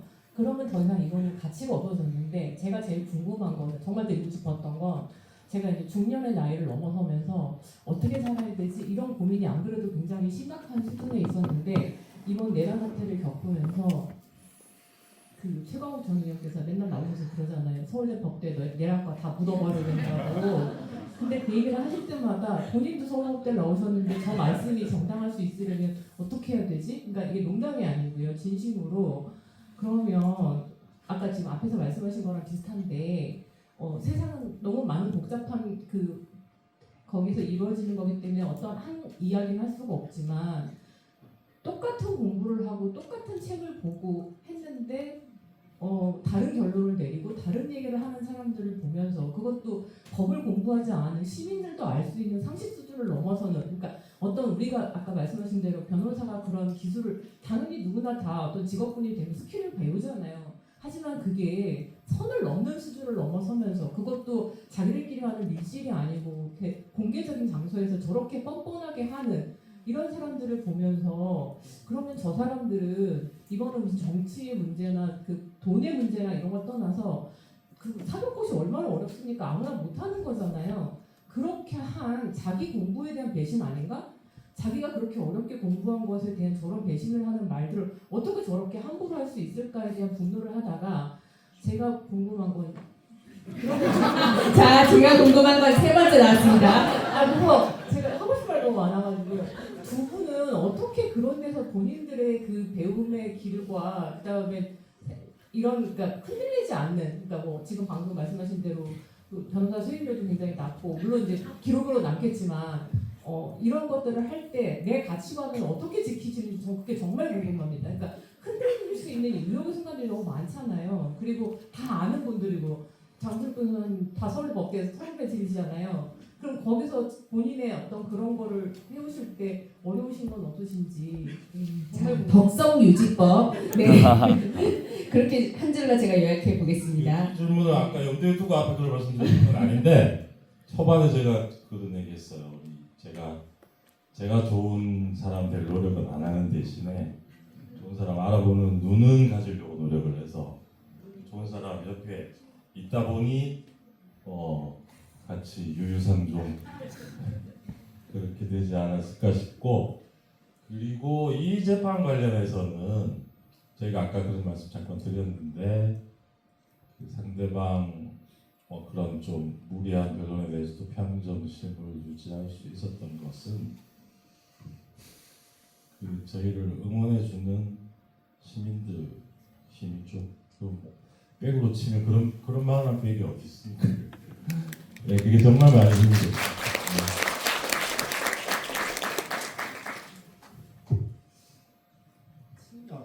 예, 저도 말씀을 드리면 그 사실은 이제 사법 엘리트들의 어떤 그들이 갖고 있는 어떤 오만함, 자신들이 워낙 똑똑한 사람이고 성실한 사람이고 그렇기 때문에 자신들의 판단은 옳다라고 하는 어떤, 그리고 내 동료들의 판단은 항상 옳다라는 식의 어떤 그 동료의식 이런 것들, 그런 것들이 사실 우리 공동체에 있어서 어떤 커다란 사실 그들이 해온 좋은 역할도 많이 있습니다. 하지만 이제 이 시대에는 사실 그런 것들은 더 이상 좋은 역할이라 할 수 없고, 사실 사회가 변하는데 그 장애 요소가 되고 있는 현실이거든요. 그래서 이제 제가 아까 말씀드릴 기회가 있다면 한번 말씀드리고 싶다고 말했던 것이 이제 재판에 대한 헌법 소원 문제인데, 우리가 검찰에 대해서 많이 말했지만 법원에 대해서도 사실은 해야 될 중요한 말이 있습니다. 그건 뭐냐면 우리 사법부는 헌법에 대해서 관심을 기울이지 않아요. 그들이 생각하는 최고의 법은 민법입니다. 그래서 그 민법 속에서 어떻게 더 정교한 재산권 분쟁을 더 거기서 형평에 맞게 해결하는가, 그것이 가장 최고의 그 엘리트 법조인이 자랑하는 어떤 그 덕성이고, 하지만 그 과정에서 또는 수많은 재판에서 국민의 자유와 기본권이 더 이상 과거에 머무르지 않고 지금 현실에 도저히 맞지 않는 판단이라는 것이 이분들에게는 머릿속에 들어가질 않아요. 왜냐하면 기존의 판례는 우리 엘리트 선배들이 해온 판례이기 때문에 당연히 맞을 것이고, 이 사례도 당연히 그에 적합한 사례이기 때문에 그 헌법적인, 일단 헌법은 법이 아니라고 생각하는 법관들이 너무 많이 있고요. 그래서 제가 생각하는 우리 사법 엘리트들이 갖고 있는 그런 어떤 중요한 결함이 헌법에 대한 인식 부재고, 그래서 헌법으로 충격을 줄 필요가 있다. 모든 재판에 대해서 헌법 소원을 제기할 수 있고 헌법재판소가 판단해야 된다는 주장이 아니라, 가장 문제가 되는 어떤 중요한 판례들을 헌법재판소가 잘 선별해서 한 번씩 그것이 옳지 않다, 더 이상 국민의 자유에 부합하지 않는 판례다라는 판단을 한번 내릴 때마다 법원은 한 걸음씩 헌법적으로 다가가게 되겠죠. 그래서 일종의 재판에 대한 헌법 소원을 법원을 사법부 전체를 헌법적으로 약간씩 움직일 수 있는 지렛대로 만들자는 거죠. 이것이 굉장히 중요한 것이 지금 우리 사회에서 헌법이 중심을 잡지 못하고 있는 중요한 이유는 사법부가 헌법을 제대로 판단해주지 않고 있기 때문이에요. 그러다 보니까 언론도 헌법이 중요하지 않다고 느끼고 있고 전체적으로 국민들의 어떤 중심적인 어떤 가치 어떤 주제가 헌법에서 멀리 떨어져 있습니다. 어느 권력, 어느 정치 세력이 이기는가 지는가의 문제가 더 큰 중심의 어떤 그래서 그들이 어떤 헌법적인 논쟁을 벌이는 것이 아니라 헌법적인 가치에 대해서 경쟁하는 것이 아니라 각각 국민들을 어떻게 유혹할 것인가에 관한 관심만 기울이고 있어요. 그래서 어떤 우리 사회의 중심을 제대로 잡아줄 수 있는 그 사법부가 헌법에 대해서 더 포커스를 맞출 때 우리 사회도 헌법의 중심을 찾을 수 있고 그렇다면 정치적 논의도 헌법을 테두리로 놓고 논의할 수 있다는 생각이 들어서 지금은 법원의 재판은 절대로 건드릴 수 없는 것 이렇게 딱 장벽이 쳐져 있는 상황이거든요. 그래서 이 부분을 허물어서 헌법재판소가 아주 중대한 헌법 침해인 판례들에 대해서 건드릴 수 있도록 교정할 수 있도록 하는 걸음으로 한 걸음씩 나간다면 우리 사회의 어떤 논의의 중심에 헌법이 자리할 수 있을 것이고 사법 엘리트들이 갖고 있는 어떤 그 결함도 상당 부분 치유될 수 있다고 생각을 합니다. 아까 질문 주셨던 분들 이해를 돕는 차원에서 말씀 하나 더 붙이자면 이번 재판에서 상대방 대리인들이 보여주신 태도는 아주 특이했죠. 거의 뭐 그로테스크, 변태적 이런 얘기가 생각날 정도로. 근데 이 재판이 통상의 재판하고 비교할 수 없는 다른 점은 그 대리인들이 일반 보통의 재판은 판단자인 판사를 상대로 판사를 설득하기 위해서 변론을 하죠. 근데 이분들은 그게 아니었던 것 같아요. 그래서 아마 재판의 결론에 대해서도 변론을 통해서 이 결론을 자기들한테 유리한 결론을 얻겠다 이런 것도 아니었을 것 같고 그 법정에서 하는 변론은 이게 전 국민한테 보여지니까 아마 다른 목적을 가지고 그거는 그거대로 하고 재판의 결론은 또 다른 루트로 어떻게 움직여 볼 수 있을 것이다. 이런 기대나 그런 계획을 하고 결론을 냈던 것이 아니었나. 그게 아니고서는 이해가 안 되죠. 그 그로테스크한 모습을 다 이제 견디신 두 분께 이제 박수를 보내주세요. 김진환 변호사님께서 이제 재판에 대한 헌법소원 얘기 이 책에서도 굉장히 강조하셨었는데 이 책을 처음 냈을 때는 독자분들이 이 얘기가 뭐가 중요한지 아무도 이해를 못하시다가 윤석열을 겪고 나서 이 문제가 중요하다 느끼고 있는데 이제 독일에서는 이미 하고 있는 게 아니라 원래 하고 있었고 제가 이제 과문하지만 옆에서 들은 바 저희는 이제 87년도에 도입을 하려다가 경론을 통해서 결국은 도입이 못 돼서 좌절됐다고 알고 있습니다. 이번에 개헌을 하게 되면 두 분이 개헌 특위의 자문위원으로 가셔서 꼭 하셨으면 좋겠고 또 이 자리에 이제 법을 만드신 또 국회의원분이 계셔서 네 지금 사회민주당 한창민 국회의원 와 계신데요.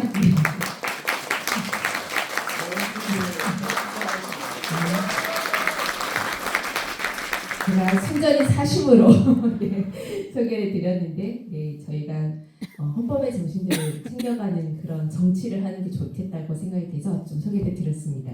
22대 국회가 21대 국회보다 법조인들이 훨씬 더 많은 국회라고 하더라고요. 그런데도 이런 국회에서 이런 대통령을 또 지지하는 정당이 제일 여당이라는 것이 참 참담한데요.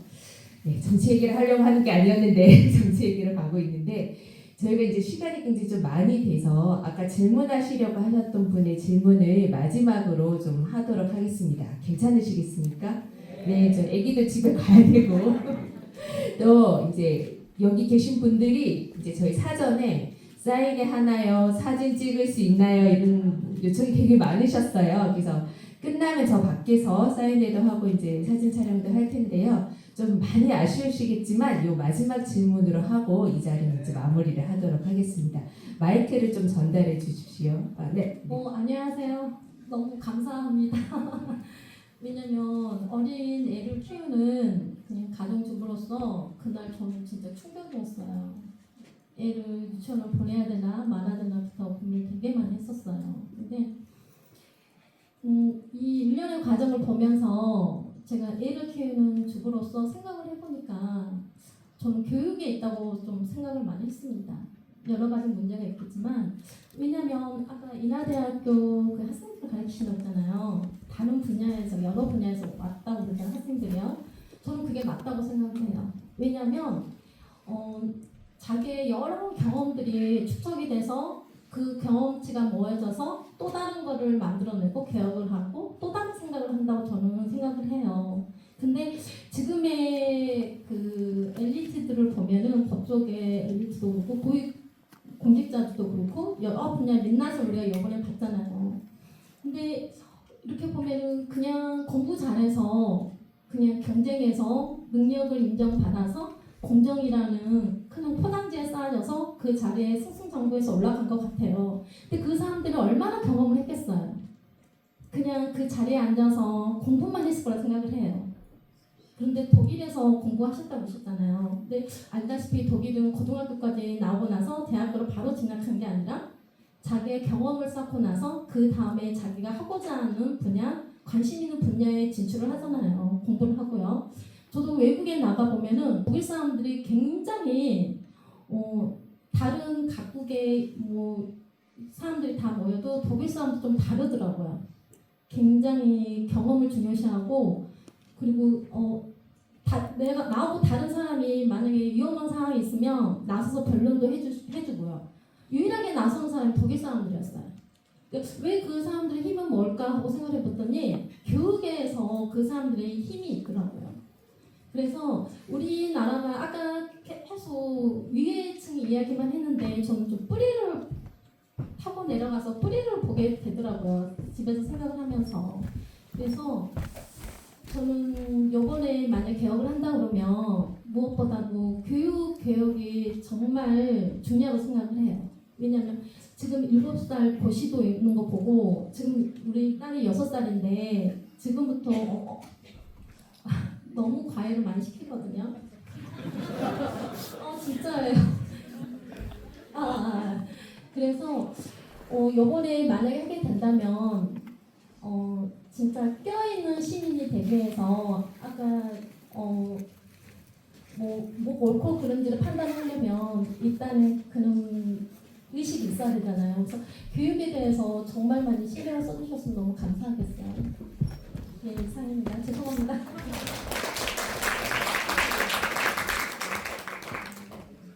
네, 저 말씀이 질문은 아니지만 우리에게 뭘 근원에서 이렇게 바꾸고 싶어 하시는지 사실 이제 이 두 분께도 전달이 됐지만 여기 계신 모든 분들에게도 좀 다 전달이 됐다고 개혁 관련 질문 하나만 전하겠습니다. 가능한지요? 잘 안 들렸는데 다시 한번 개헌 관련 사법개혁. 어떻게 답변을 받을까요? 질문을 받을까요? 네, 그럼 짧게 한다는 조건으로. 감사합니다. 저도 나름대로 사법개혁 공부하는데요. 진짜 대한민국이 아시아권에서 유일한 배신죄 도입되는 나라로 되고 싶습니다. 그러니까 이번에 개헌한다면 배신죄 도입을 그 헌법에 집어넣을 수 있는지 그거에 대한 노력은 또 변호사님께서는 어떻게 각오를 하고 계신지 궁금합니다. 답변해 주십시오. 전국 수석이 지금 미루시는 거예요. 저는 개헌 자문이면 안 할 거라서.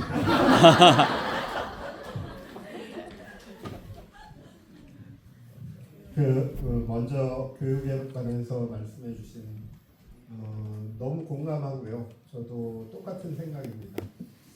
그 독일 얘기해 주셨는데 이제 두 가지 그 단적인 예를 말씀드리면 세 가지네요.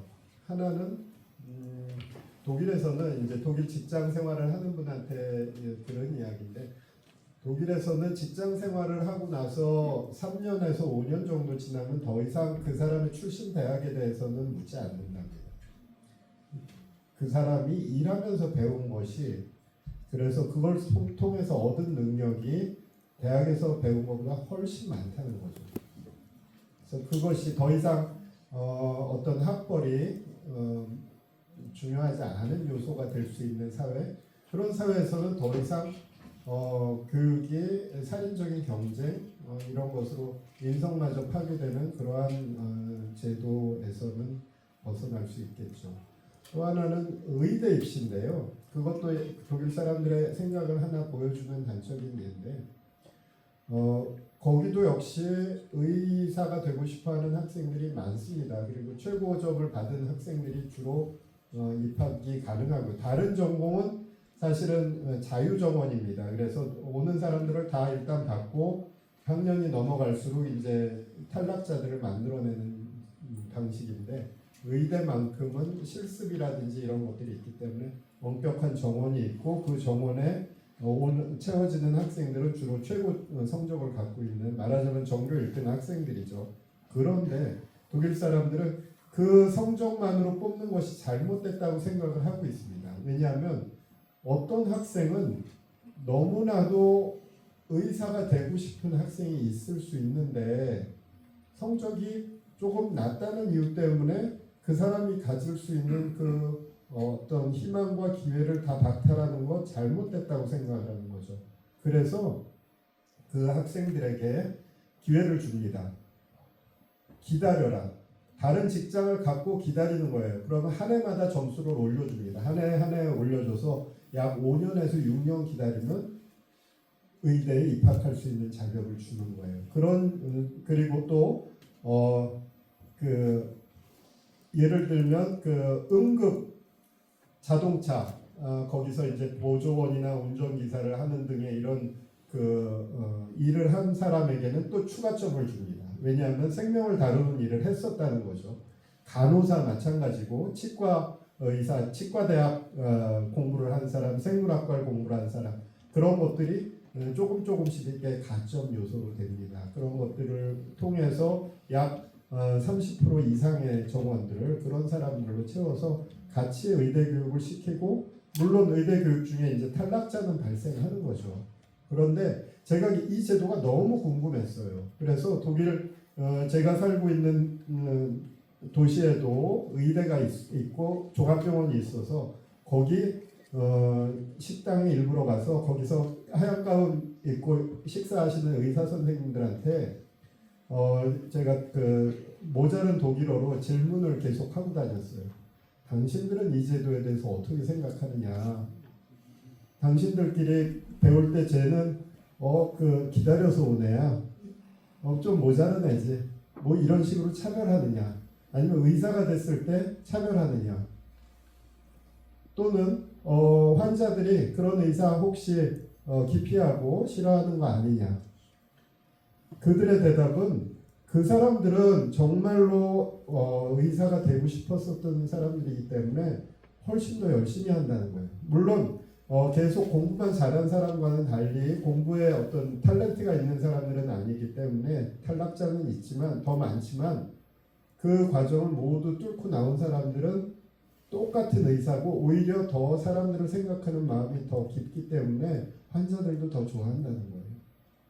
그래서 그런 마음들이 사실은 우리들의 어떤 민주주의를 만들어내는 마음이고 더 좋은 어떤 공화국을 만들어내는 마음들인데 아까 방송 말씀하셨는데 정권마다 어떤 주제를 다루지 못하게 하는 그러한 우리의 방송 독립의 현실 이런 것들 사실 방송제도 이런 것들 하나하나가 헌법을 구성하는 요소거든요. 그런 자유가 있어야지 국민들이 더 깨어날 수 있고 또 그것 때문에 정치가 올바로 갈 수 있고 그리고 언론도 바로 갈 수 있고 이런 교육제도 말씀하신 것처럼 너무 중요하고 그리고 그런 것들이 하나하나가 우리가 정말 관심을 누가 대통령이 되는가에 관해서 우리가 관심을 갖는 시간보다 사실 우리에게 그런 교육제도가 만들어지는가에 관심을 갖는 시간이 훨씬 많아야지 우리가 더 좋은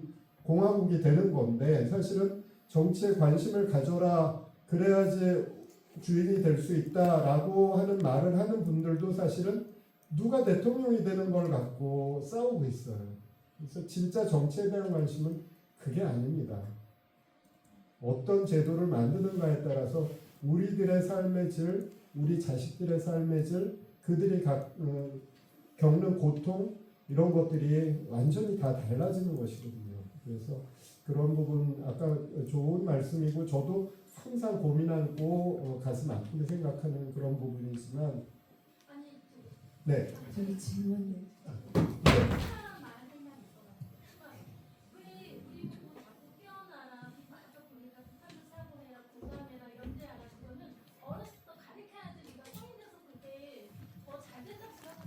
맞습니다.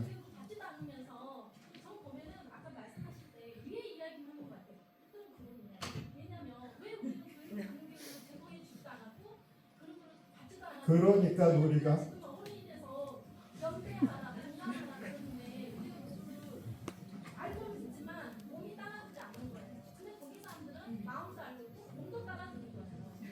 네. 네, 그래서 지금이라도 우리가 해야 되지 않겠습니까? 우리 자식들에게 가르쳐 줄 수 있도록 그래서 우리가 제도에 관심을 기울여야 되는 것이고 그것이 사실은 법의 주인이 되는 길이다라고 생각을 하고 지금 갖고 있는 문제의식이 너무 건강하고 좋은 문제의식이라고 생각을 하고 있습니다. 배심 제도는 저도 전적으로 동의하고요. 그에 관한 문제의식을 제가 이제 책에도 썼고 또 그것도 사법을 우리가 조금 더 민주화시키는 좋은 제도라고 생각을 합니다. 어떤 사람들은 일반 시민들이 거기 가서 어떤 지혜로운 판단을 할 수 있을까 하지만 여러분들에게 만약에 우리 여기 계신 분들에게 어느 날 배심원으로 나오라는 통지를 받고 그 통지가 오는 것이 일생에 한 번 공동체를 위해서 사법 판단에 뛰어드는 기회라 내가 참여할 수 있는 기회다라고 한다면 여러분들 최선을 다하지 않으시겠어요? 네. 우리 시민들은 충분히 지혜로운 판단을 할 수 있는 능력을 갖고 있습니다. 우리 시민들만큼 교육 수준이 높고 또 영특하고 정열을 갖고 있는 시민들이 어디 있습니까? 그 시민들이 물론 절차에 관한 부분에 있어서는 판사의 도움을 받지만 하지만 당신들이 내리는 결정이 최종 결정이다. 판사가 절대 교정할 수 없다. 그러니 똑바로 판단해야 한다라는 어떤 제도적인 뒷받침만 있다면 판사가 내리는 것보다 훨씬 더 지혜로운 공정한 판단 내릴 수 있다고 생각을 합니다. 그래서 배심 제도는 저는 꼭 필요한 제도다. 헌법 제도에서